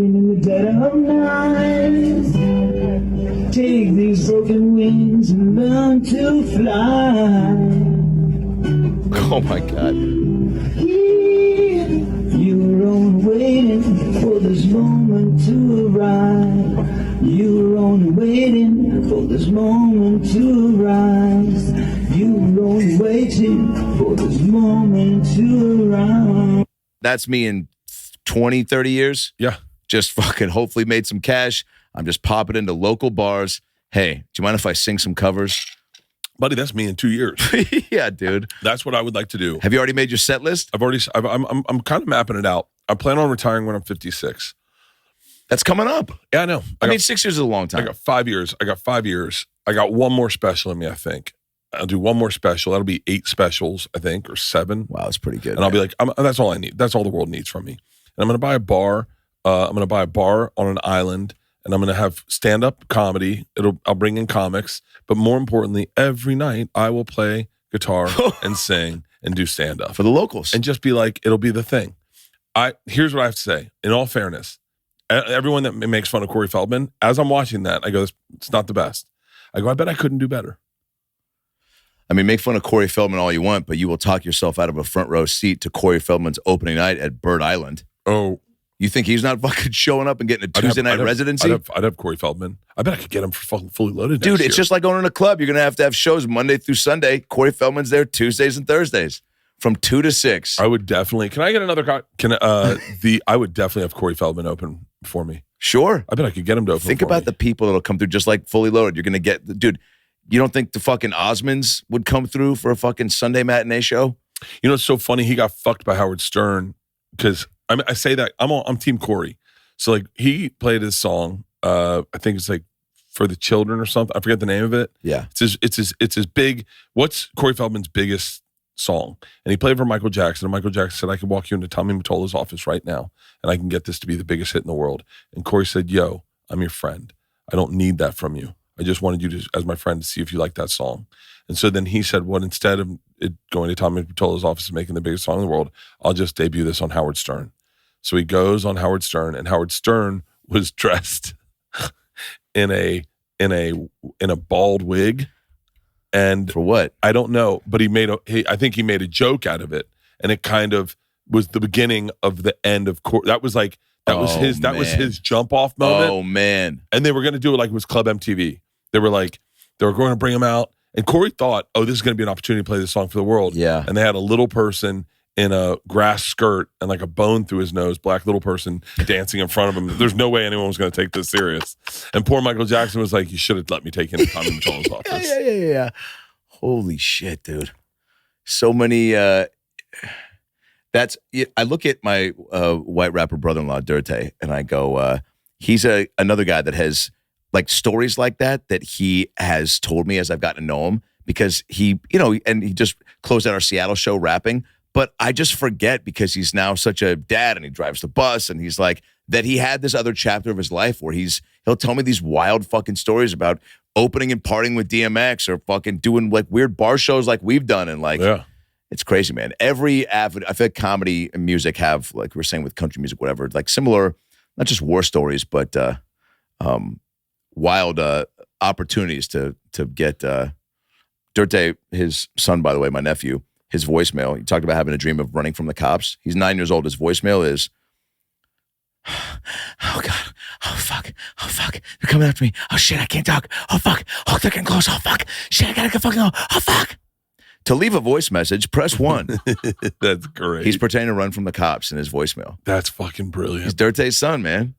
Do you remember when they do another great name for your special? Dirte's son. Dirte's son. When we were with Jelly, we went to I think Arkansas or something, and he said one of the first shows he ever did was in that city, and he talked about those honky tonks they'd go to. Oh yeah, and you forget those guys had to start out in small biker clubs. Hey, would someone get me one more cocktail? And no one's listening downstairs. Oh, that's all right. Right now, this one's for us. Yeah, but you forget that they had to do like these hard. Like not Morgan Wallen. It wasn't always Morgan Wallen, right? He was a dude who had to do bar shows. I think it's so wild because you only know them as huge fucking acts now. Bro, look at the Dave Matthews Band, dude. They started in a fucking bar in Virginia, just ripping it up. And who did I just meet? I think it was a guy in your fucking tour. I think it was me. That's. I think it was me is another great name for a special. Was saying that he saw Dave Matthews at a bar in college at the Milk Bar. Wow. I saw him in 1994 or 5, I'm guessing. How often do people have Bert moments on your podcast? I have them all the time. I think it was me. Wait, that was you. Holy shit. Yeah, it was one of the most amazing shows. And what was crazy is we couldn't stop talking on the ride home that night how he would change rhythms in the... Like, that's the beauty of Dave. By the way, I fucking love Dave Matthews. Me too. I fucking love Dave.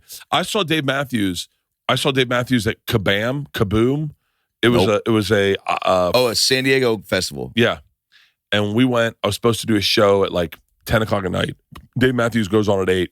I'm with Leanne. She goes, yo, let's watch Dave. And I saw so many Dave shows in the day. I was like kind of Daved out. Totally. So I was like, I'm good. But and I was like, you know what? It's Dave Matthews. I also saw Sublime play that day. Whoa. I think not with the son though. And so I went and watched Dave Matthews, and he was in great shape, and he was smiling, and he had so much energy in him. Yeah. That I was like, I was like blown away. I go, this dude still fucking delivers. Yeah. He still fucking delivers. Yeah. And so much. I mean, we saw him at a dive bar in Tallahassee, and it wasn't even a good bar in Tallahassee. Like if he would play, there were like 4 better bars that he could have played at. Yeah. And it was over by the railroad tracks. Now that's a big area town, but it wasn't then. And we were blown away. The Milk Bar, I think was the name of it. The best white people dancing you'll ever see. I mean, there's so many moves that were started by white people at the Dave Matthews. Can I tell you a good Dave Matthews? What was Take your time, sound it out. Folklore. Yeah. I got to find out. Okay, pull up the Folklore. So Dave Matthews his tour bus dumped shit. Oh yeah, out. That was wild. So you ready for it? It wasn't Dave Matthews. It was the younger band that was on tour with him, and the younger band. And Dave took the hit. Blink 182. No way. I don't know if that's the real team. It could be. Wait. Oh yeah, Chicago River incident. Yeah, they went up to the bridge, and the bridge were greats, and they jumped all. Even Joe talks about it. Yeah, but who is it rumored that the other band was that they were covering for? Belonging to the day. 800 pounds of poop, by the way. That's not real. That doesn't feel. I don't feel like that's impossible. Is there even 800 pounds of poop in a? That would be that's impossible because you couldn't. First of all, no one shits on tour buses. No. So there's no shit in that. It's going to be just piss.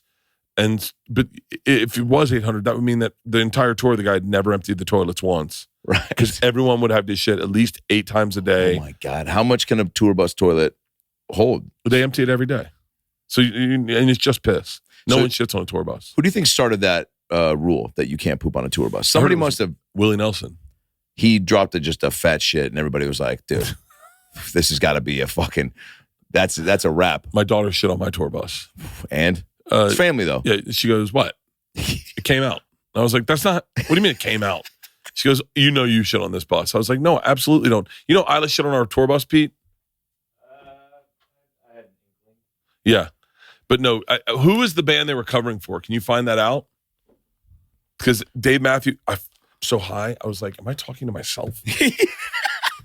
I was like, am I live? I wonder who the other the band that they covered for, because it's a very popular band, and they were the ones that did it. And Dave took the hit, going like, I'm big enough, I'll pay the fine, don't worry about it. Dave took the hit, but then it got out like that it was Dave, and Dave's like, well, I already took the hit. I'm a man. I'm a man of my word. I'm not going to fucking throw you guys under the bus. He knew maybe Literally. they were so beloved that people would be like, it's Dave. They had to, where were they going to put it? Like, you're just so.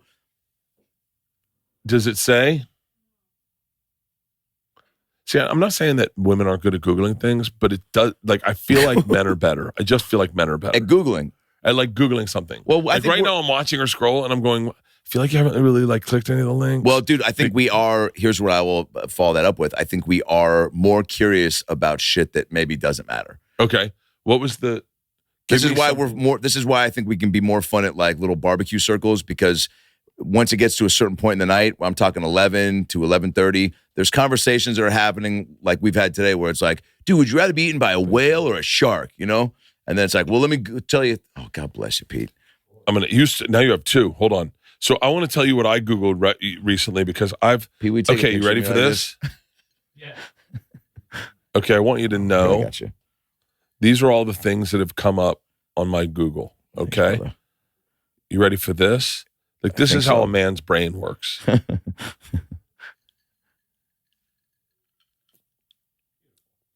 This is the difference between a man's brain and a woman's brain. You ready? Christine, have you ever wondered how shell games work? Shell games? I Googled it last night, and I was like, hey, wait, I should run some shell games. Like, I know that I can learn the cheat code of how to do a shell game. What are shell games? Oh, I got taken. Yeah, I got taken for so much money in shell games. I got taken for so much money. I didn't know that it was a fucking fraud. It's a scam.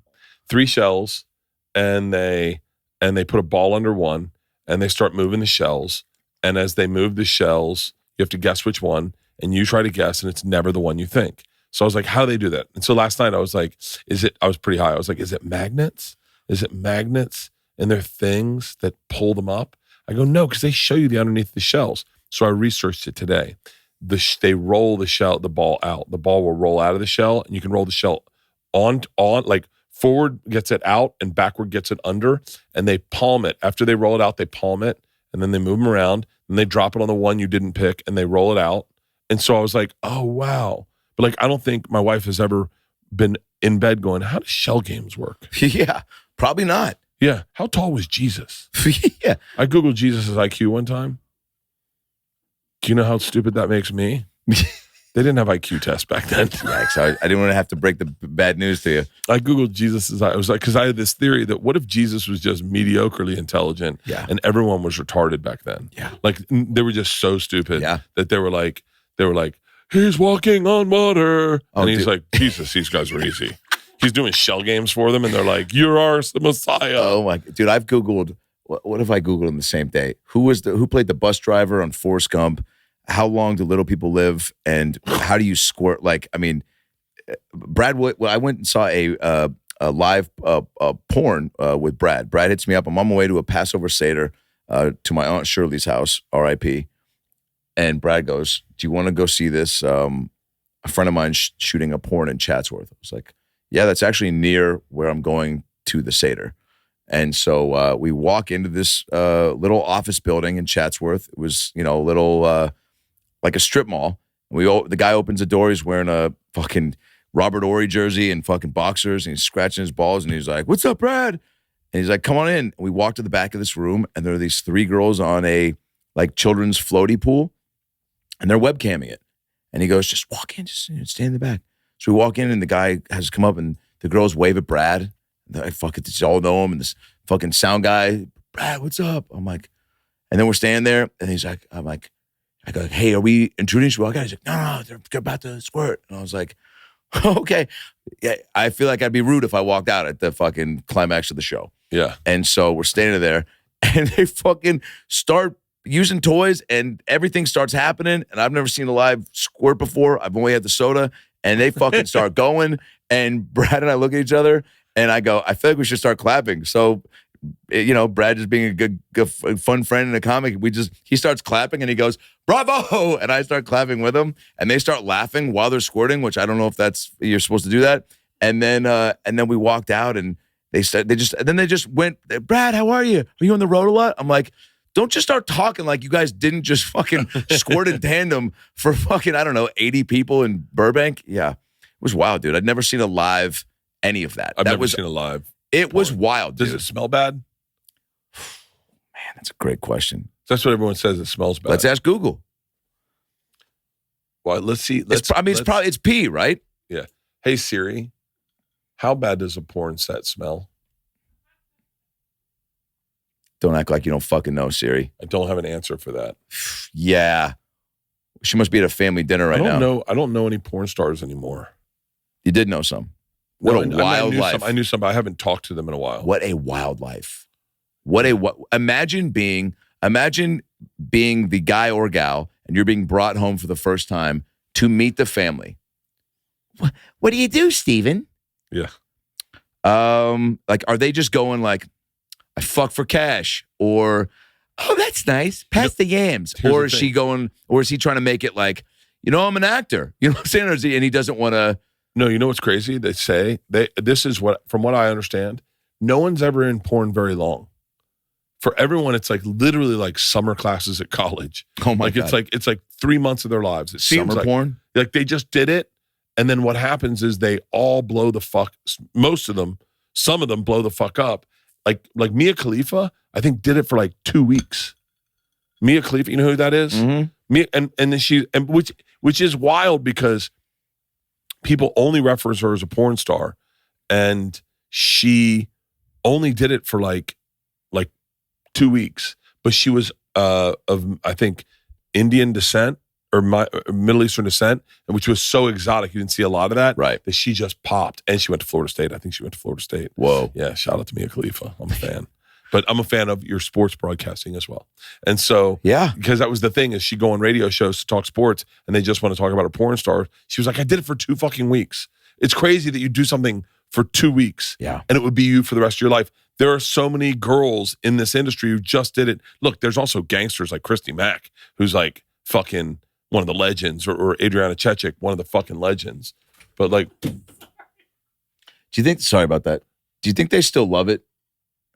Do you think like the same way that like, you know, we're finding new ways to keep it fresh and find the joy? Do you think there's a point in a porn star's career where they're like, gangbangs is just like, it's just a job, man? I think what happens is they all graduate out of gangbangs and they either go girl on girl or just their boyfriend fucks them and they film that. And there's probably status too, where it's like, you're still just doing butt stuff? Oh, no. There's status. Something to shoot for, Jacob. No. It's the exact opposite. So now you've resorted to butt stuff. Oh, wow. You've resorted to DPs. Because what happens is, I think... What's DP, double penny? Double penetration, yeah. Double penny, not to be confused with the item at the Olive Garden. I wonder if I have Christy double Mack's penny number. I would love to ask Christy Mack.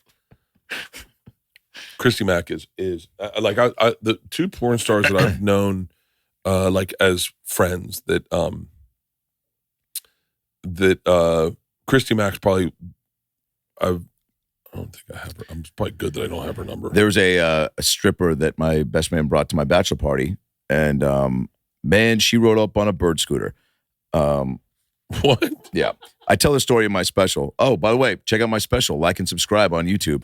Currently streaming. Got a lot of dirty stories. Got a great bachelor party story that kind of closes the special. Ever been to Comedy on State in Madison, Wisconsin? Of course. That's where I shot it. Beautiful club. One of the best clubs in the world. Truly. Why do you think that? Well, I think first of all, the 2 young ladies who run it are even very comedily. They make it very fun for the comic. They're very comedy. They're comic friendly. And and the room is incredible. It's downstairs. It's downstairs. Why is it cooler? Downstairs rooms are always better. Oh, yeah. The cellar is just fucking. It's like you're not supposed to be here. It's like being in a private clubhouse and the low ceilings, beautiful tables. I mean, just great energy. I love that fucking club. And they got an outside bar. You can go partying afterwards. I love that club. I told myself we did 5 shows. Tape 4 of them. And I told myself, I was like, I got to just like, Saturday I'll hang out. But I flew my mom out and she introduced me and a couple of buddies with her. My wife was there and just, it's such a fun time. Like you said, that bar right after. And fucking, we went for it every night. And, but you know, it was, I don't know. Again, the fun bled into the next day, got up, was never blacking out or anything like that, but just not going to not enjoy it. And I was like, Thursday will be great because I can go to bed by 11. No, it was one show. So we were out by 9 and then it was like, oh, cool. We got fucking 5 hours to party, you know? Dude, Madison's fucking amazing. Right in the college town, man. I remember telling Lila when she was looking at colleges, I was like, look at University of Wisconsin. Oh, yeah. Is that it at Madison? Oh, yeah. I go, it's one of the coolest cities you'll ever go to. And I think most people on the coast are like, huh? Oh God, great lake. I went sailing on that lake. I went sailing on a big sailboat on that lake. I'm exhausting because I have a story for almost everything. And I feel like it's like as I do it, watching the guys fucking run the fucking word mill in your brain right there when you were like sailboats, big boats, sailboats. I love sailing. I've been on the water. Yeah. I won the Florida State Regatta. It was a sailing competition. Of course you did. And well, it was with small boats. And so I knew how to sail. So you must have been jacked, huh? Doesn't rowing just? Oh no. I was actually no. I had a teammate. She had a goiter at the time. I didn't know what a goiter was. She had a goiter. She was beautiful, and I picked her as my teammate at the very beginning of the class. And then she developed a goiter, and I'd sit on this boat, and this girl had this huge lump on her jaw, and I just was like, oh my God, I can't look at this at 5 a.m. Oh my God. And so a goiter is what? It's just a big ball.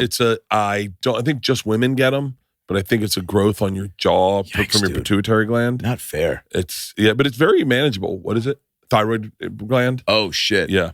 And so I had sailed at Florida State. And so we go to Madison, Wisconsin. We go sailing for the day. And so they say to me, have you ever sailed? I said, actually, I can sail. And they're like, really? But I'd only sailed on little boats. One of the things you do on a little boat is you get yourself out in the lake and then you face the boat into the wind, right? Sail down. I don't know if this is how it works on big boats. I can tell you it did not work the way I wanted it to on the big boat.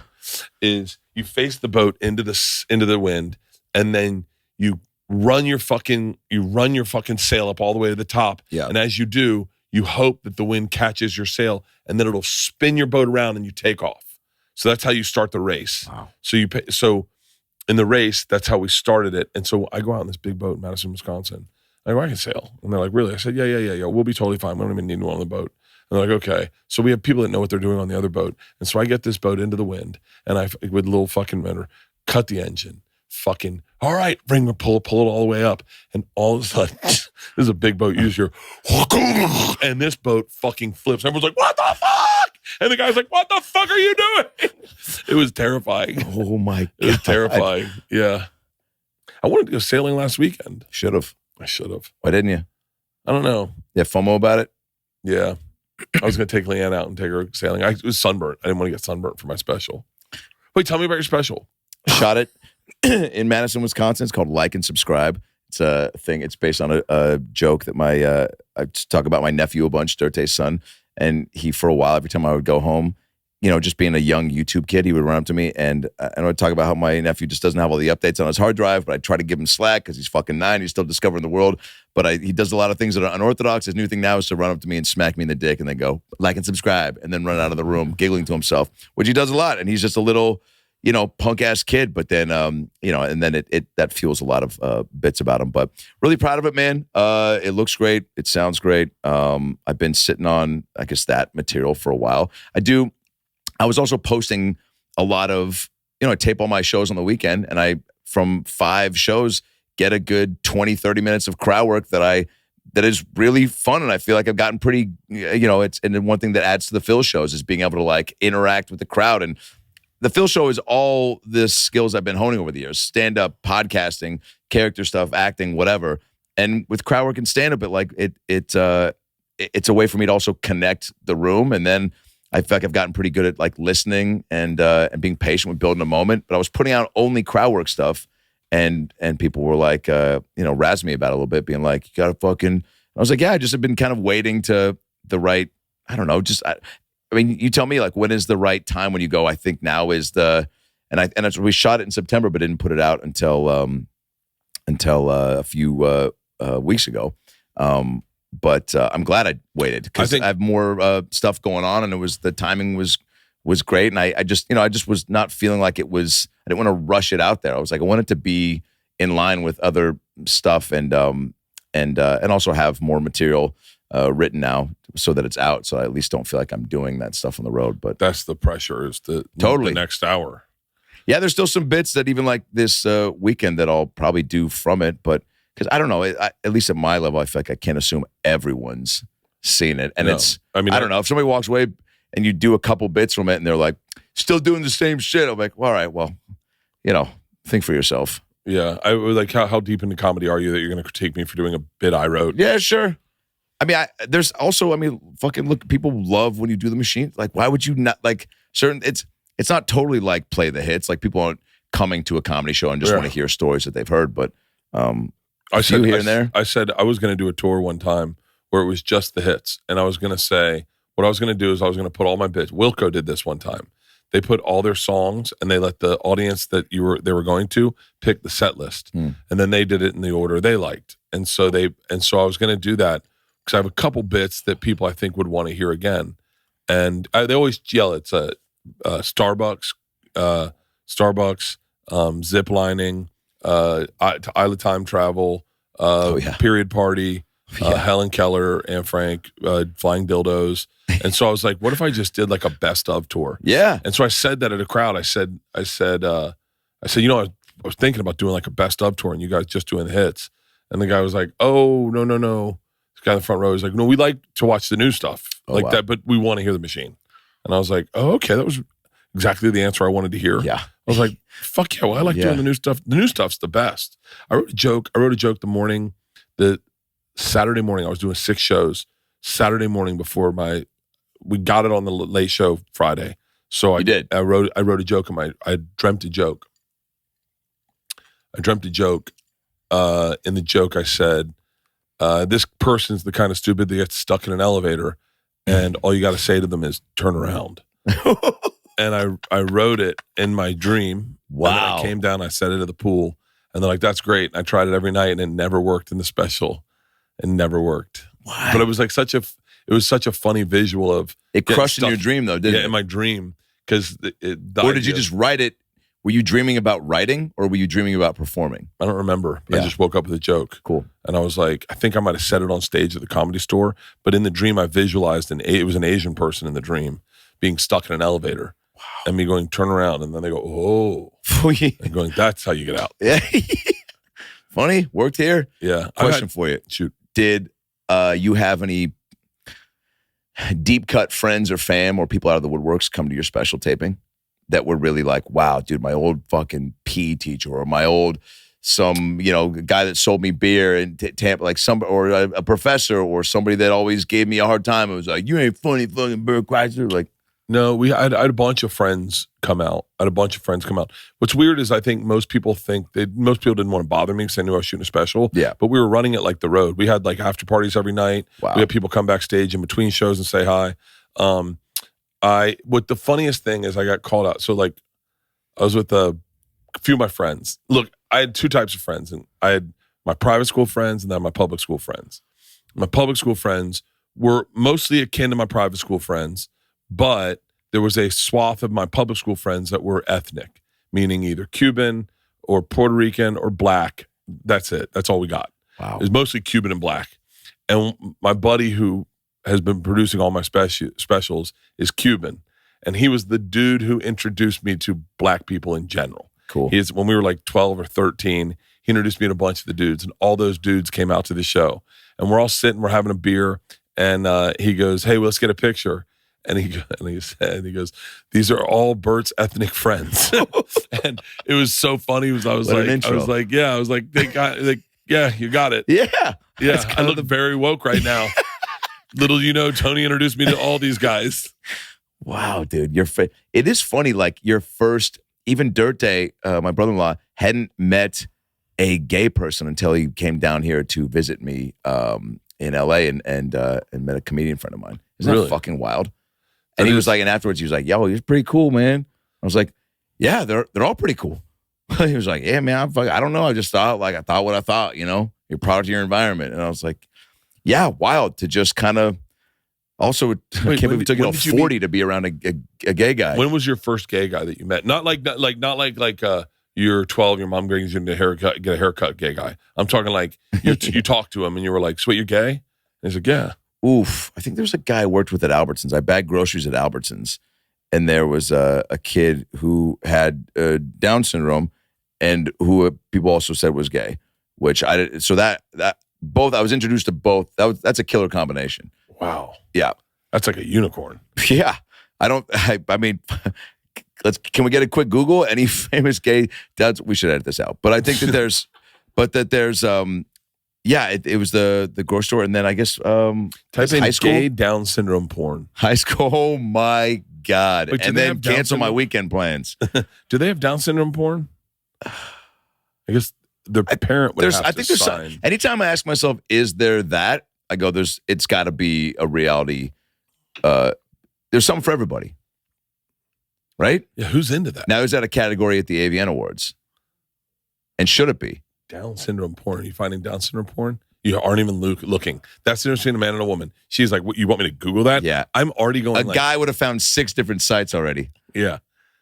Down syndrome porn videos. Yep. Yes. Of course. Click it. Wow. I don't know if we need to watch this. Fucking get hard. Yes, we do. Hold on. Oh, wait.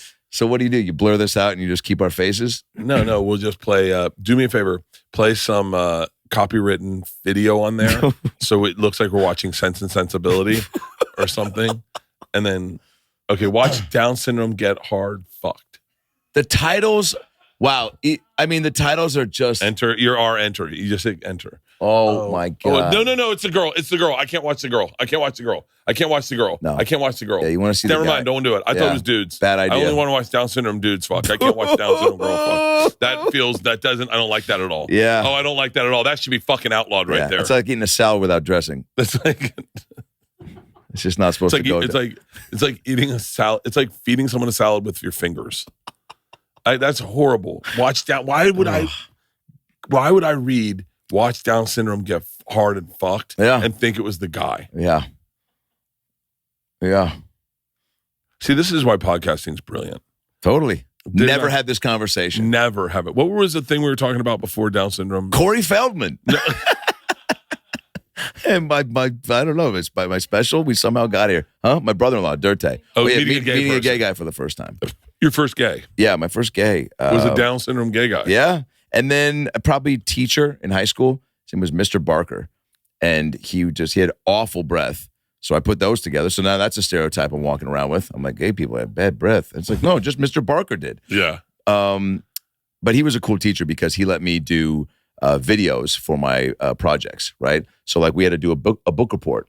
And there was a book called Summer of the Monkeys that I read. And it was about this kid that, hey, hang on. And it was about a kid who went into like the Amazon. It was almost like Gorillas in the Mist, but replaced Sigourney Weaver with like Jonathan Taylor Thomas. Okay. And so this kid goes out and he befriends all these monkeys and it's almost like a Jungle Book before the Jungle Book. As a kid, he becomes one with the gorillas and he's hanging out.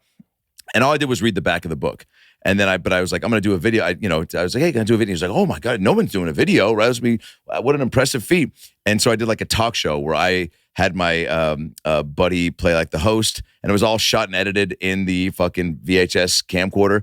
And I was he'd be like, welcome back. Oh, he's playing David Letterman. He could do a decent David Letterman. He's like, we're interviewing Macaulay Culkin, who stars in Summer of the Monkeys. And I'd be like, oh yeah. And he's like, so what is the movie about? I was like, oh well. And I'm just basically paraphrasing the back of the book. I'm like, it's about a young boy named Caleb, who I play, and he goes out and he runs away from home for the summer and spends it with the monkeys. Like, I think we have a clip.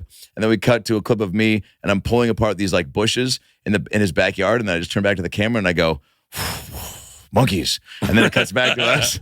And then he goes, wow, I can't wait to see that. And then it was like about 15 minutes of that. And we played it during a class. And I'd say about 6 to 7 of the 30 kids laughed. Yeah. And my teacher was like, all right, well, he goes, what did he say? He goes, well, that was something. And then somebody else got up and everybody else had to kind of present their book reports. And I got a C, so I passed.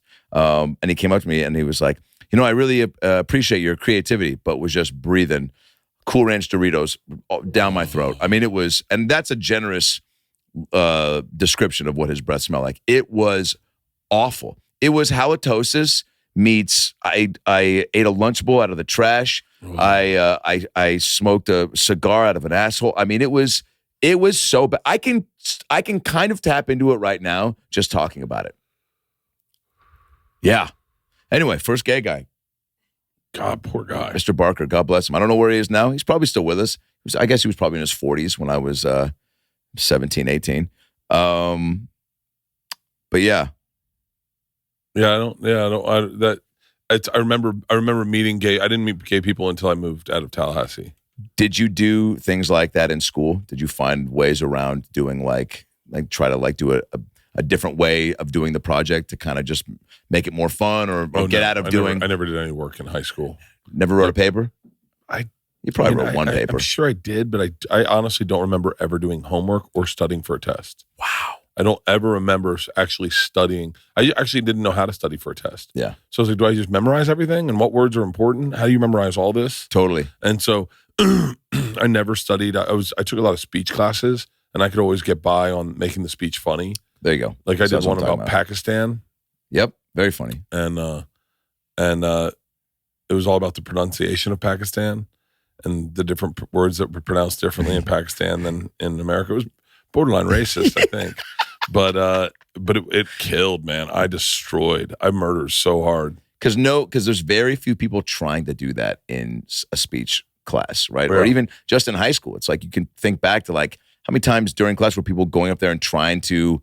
It was terrifying to try to be funny in front of like no, like you did it quietly when you're a group of friends, but to really like take ownership of like having I remember the first time I even like told a story at a party or even at school or at basketball practice, whatever it was, but around more people than just 3 or 4 people and being like, oh wow, all right, that was a fucking rush and that was kind of cool and that wasn't as tough as maybe I didn't even think about it being tough. It was just like all of a sudden people show up and you're like, fuck, I'm halfway through the story. I gotta like, dig deep. Mine was guitar playing. I could play guitars at parties. And I would do that at we'd have these summer parties at Royal Pavilions, and they'd set up a stool, and everyone would be in the pool, and I'd play joke songs, and I was so good. Like just parodies, yeah? All parodies. It was Pink Houses, but I would use people's names in the pool. Yeah, like I just pull in people. Oh my God, dude. I had always had my go-tos. HIV was a big punchline for me at the time. Sure. And then I had impressions I do at Eddie. I'm having a fucking stroke. Yeah. I had an Eddie Vedder impression. Yep. I had a B-52s impression. Oh my God. And so I would do different people as different mother God. But yeah, and then we would get high and they'd be like, hey, Bert, pull out the guitar and do songs about us. That's awesome. And then I'd do that. And I was like, I was probably the funniest I've ever been is when I was young. Mm. Like, I feel like I'm less funny now. I feel like I'm better at stand-up, but less funny. Like, I was really funny when I was younger. Having the guitar is a fun thing too. I played the clarinet for 3 years, so I couldn't really bust that out at parties. It's hard to do songs with clarinet. Yep. That's you must have been there. My mom sent me to a music camp so I could transition to the saxophone. Let me finish. Okay. To the saxophone. And I played it for a little bit, and then I came back, and the guy she was dating, his name was Howard, I believe, and he showed up with a saxophone, and I was like, kind of a cool move. This guy's fucking my mom, and he shows up with a sax. It was he must have bought it off the side of the freeway next to the orange guy. It was wet. The reed was still wet, and he came in with his dick swinging, just being like, "Got your sax," and I was like, "Whoa, thanks, man." And yeah, you're welcome. I bet your dad never did. No, he didn't say that. And he dropped the sax off, and I remember taking it out. And then my mom was like, "What a sweet move that he did." I was like, "Mom, this thing smells awful. The case like was fucking broken. The reed was wet, but this guy thought he was like just crushing it, being like, this kid loves me, dude." I would be such a good stepfather. Oh yeah, you would. I would be really good. There's a movie where you are that. I mean, stepfather's adjacent to an uncle. Yeah, I'm an amazing fucking uncle. I'm like a better uncle than I was dad. Wow. Like if you could measure uncle to dad, meaning like some dudes are great dads and then they're not great uncles. I'm a better uncle than I was dad. Totally. Meaning like I there were always better dads than me. But there's not a lot of better uncles. I think that's maybe another fear of mine too. I crush the uncle game. And I called my nephew the other day and asked him if he wanted to go to the All-Star game. I never even did that with my kids. Never even, maybe went to a baseball game. Like I never even ate dinner with them. Yeah. What? I never even fucking met them. Wait, the baseball All-Star game this weekend? Whoa. You gonna go? No. Yeah. I was like, I gotta work. Yeah, that's a big it's a big weekend. It's a big fucking. And you're not just going, you're going. Oh, if I was going, I would be working. You pull out all the stops and you'd be yeah. So wait, how long's the Phil tour? So we're and how do you share Adam and Phil? Like, how do you decide there's a Phil show, there's an Adam show? I mean, I have a ton of stand-up dates on the books that have all, like, I've sold out my last 6 weekends, which I'm sure you can attest to, like, the going from making the money that was guaranteed and then, you know, some shows sell well, maybe 2 out of the 5 sell well, and then we're fucking whatever it is to selling out. Just a difference in money, which is great. And it's way more fun that people are coming out to the shows from a myriad of things, but the Phil stuff being a nice thing.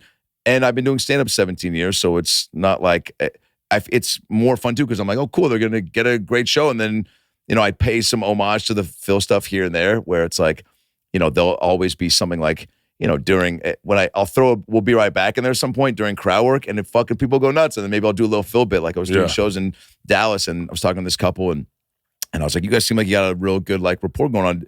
Are you dating? And she was like, yeah. And then she's like, well, we were. And I was like, oh, she broke up. When did you break up? And she's like, oh, about a year and a half ago. I was like, oh, shit. And the guy goes, yeah, and we still live together. I go, oh, shit. I go, how's that? He goes, bad. I go, why? He goes, she brings home guys a lot and we have thin walls. And then everyone goes, oh, and I go, we'll be right back. And fucking dude, it's just a big pop. And like, you know, and again, people some people are introduced to me from Phil stuff and stand up. And then a lot of people are just coming because it's an extra reason for them to, you know, come out and see you live now. But the Phil shows we have on the books now are November 15th at the Beacon for the New York Comedy Festival. Oh, wow. And then the Miller Theater in Philly on October 25th. Yeah, Beacon. It's fucking massive. I've only done it once, and I was like, this is maybe one of the coolest venues I've ever been to. One of the coolest venues in the world. 2,500 seats, and we just did Portland, which was the Aladdin, which was 2 sold-out shows at 600. The Neptune's 1,000. Neptune's a great fucking book. Yeah, very cool. I saw Blair Witch there back in the day. It was a movie theater. Really? And so bigger venues. And then, October 25th, the Miller Theater in Philly. And then October 26th, the Capitol One Hall in DC. And then November 15th. And then December 6th, the Celebrity Theater in Phoenix. And then a few more. And then... have you ever played there? Yes, I'm obsessed with it. It's the best. And here's the thing, too. There's going to be, like, I'm going to really pull on people that are local to come down. Like Adam Devine shooting Gemstones in South Carolina. So I think he's going to come to one of the East Coast ones. But, dude, I mean, I am really trying to, have a budget set aside to be able to, people that have either done it or want to do it to get them out to come. There's people in AZ you could pull from, whether it's Rob Schneider, Caliendo, which would be fun. But, like, that's close enough, too, that I would be like, hey, Bert, if I fucking fly over on a fucking plane and throw you some cash, you want to come hang for a night, Oh, I'd fucking love to. Yeah, okay. I would love, especially the Celebrity Theater. That's right? such a great fucking... fucking wild, God dude. damn. And it's cool, too, because they now, we do them once a month at the Comedy Store, and we're sold out through November. And now I don't have to announce the guests. That's an extra added appeal, I think, that people are digging, where it's like, I go, hey, it's already sold out, so I don't have to rely on you to, because that's always kind of a dicey play too, where you're like, do my show, but like, hey, so which is almost like the early do my pod, like, and then pack it out for me, and then so now it's like, hey, that part's already done. Just come and have a good time now. Steve-O's getting tits. You should have him on right as he gets. He just came on last night and pulled a fucking water balloon out of his ass. He pulled out the way like the clowns will pull like scarves out of their mouth or whatever. He did that out of his asshole, man. He came out dressed like a magician and was like, so I've transitioned to magic. And I'm like, yeah, you look like, you look like it. And then he's like, I've been working my ass off, literally, And then he fucking pulls his fucking dude out. It was wild, dude. And then we chatted for about 20 minutes. Because I was like, when did he get his tits?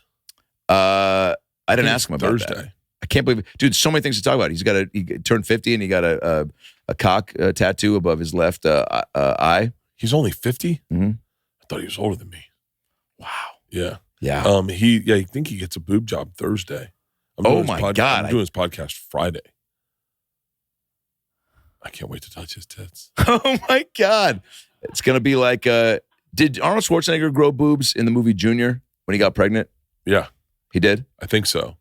He had to have. I think so. I don't know. I don't remember. I don't even remember how he got pregnant. I read the book. Did Danny DeVito how did he get pregnant?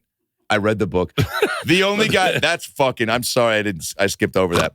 I read the book, Junior. She got that behind you. The only guy that didn't want to watch the movie of that. I just think they took liberties in the movie that weren't in the book. The book's better. My God. They explain a lot more. Oh my God. I think I can play with his tits. And do you think his nipples will change? Or do you think he'll still have man nipples? Are there women that have men nipples? Great. These are all great questions. You should teach a health class. I'm having flashes to you teaching a 7th grade health class. Maybe I have small nipples. Yeah, I don't know. Who's got bigger? So do men have women nipples or do women have men nipples? Is that the question? Like Leanne's nipples are always there. You always see them. Right. Like even like they're always there. That was my next question. Are they visible? And mine are like into my chest. Right. They're not like... Will you type in, are men and women's nipples identical? Awesome. Like, what a great search. I mean, dude, if somebody ever finds this computer. I mean, Corey Feldman, do men and women share the same nipple size? Are men and women's nipples? Yeah. It's only at puberty under the influence of hormones when they begin to change. The nipples are both enlarged, but female nipples enlarge more. At the same time, the ducts of the male breast shrink while female breasts enlarge and remodel. By adulthood, male nipples are smaller and less variable than female ones. So that's my answer. Type in, why do women get puffy nipples? Never mind. Don't type that. Something you'll never hear Joe Rogan ask Jamie to type in. Jamie, pull up puffy nipples. There was a girl one time I was walking into do a voiceover in Miami, and she was a redhead, and she met me at the door and then walked me to the counter to check me in. And she had extremely aggressive puffy nipples. Oof. So it looked like she had boobs on top of her boobs. And she wasn't wearing a bra. And she saw me look at her boobs. Yep. And she just goes, I have puffy nipples. And I went, excuse me? She goes, no, I saw you looking at them. It's fine. I have puffy nipples. And I was like, okay.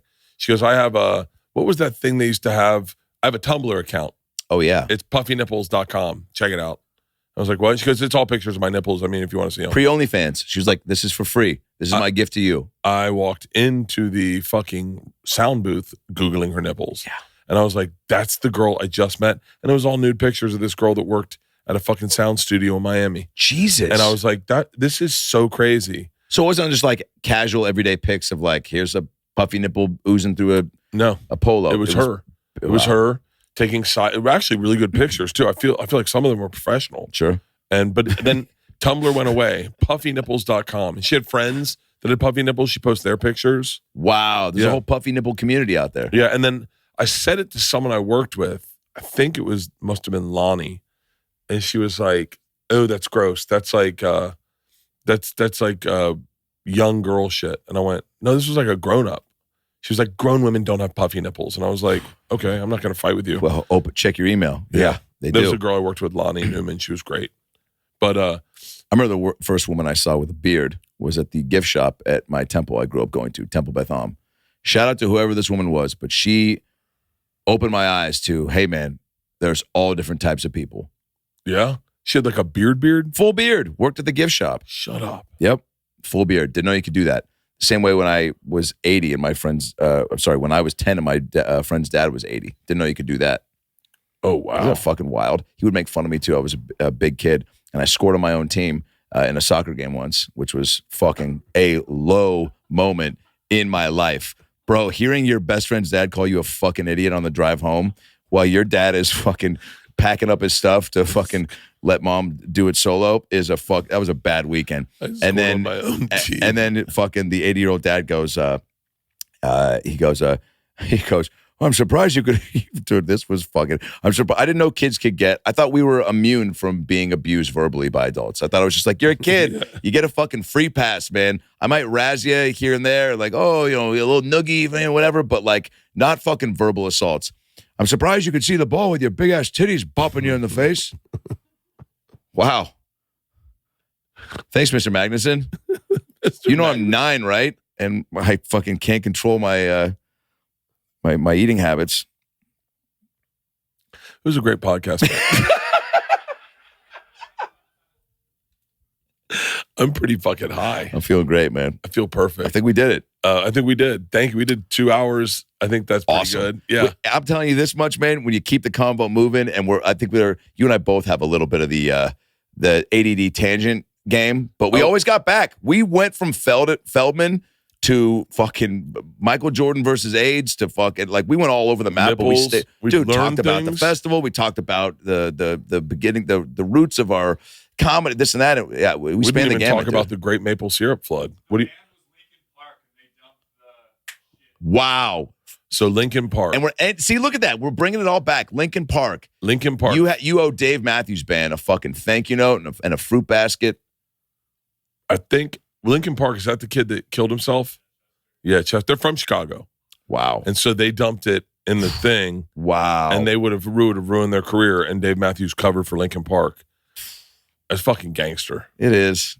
That just adds to it, man. So if you want to shit on Dave Matthews Band, think about the shit that he fucking... Think about the shit that he took. That he took. On the chin. Yeah, 800 pounds of it. Hey, I want to get Dave Matthews on my podcast. Let me just come hang out, please. Yeah. I've met him twice. He's the fucking coolest guy. Is he? He was drunk the second time, gave me a big kiss on the cheek, and then I stood in a circle, high as balls. My friend mixed his this album called Big Whiskey and the Grugux King, and it came out about... Can I pivot that? I thought you were going to say my friend mixed Xanax into a drink, and we got his body for like 2 days. I was like, that would have been such a great story. We drugged him. we kidnapped him like Weekend at Bernie's, Weekend at Bernie's, or the other movie I was going to say, like Daniel Stern and fucking Celtic Pride. Remember when they kidnapped Damon Wayans? Can I tell you? Great movie. Colin Quinn wrote that. Shut the fuck up. Yeah. I just met Colin Quinn in DC. We were both doing a little corporate gig thing. Isn't that crazy? I fucking love that guy. Colin Quinn wrote Celtic Pride. That's unbelievable. Yeah. Yeah, it was Dave Matthews, Colin Farrell, and then the band and a few other people, and they were Colin Farrell, as in the actor. Yeah, from Phone Booth. I just had a dream about him the other day. I know you did. I love Colin Farrell. He's incredible. He was drinking in my dream too. He was drinking in my dream. Dude, that sounds like a Dave Matthews lyric. Yeah. Ooh, I like that. You should write Dave a song and pitch it to him on the podcast. Like a follow-up to Crash.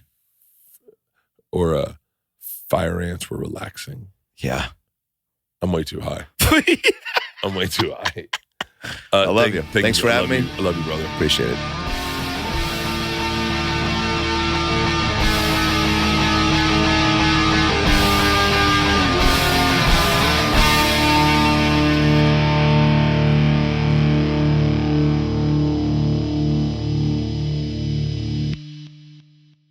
This episode was brought to you by The Machine.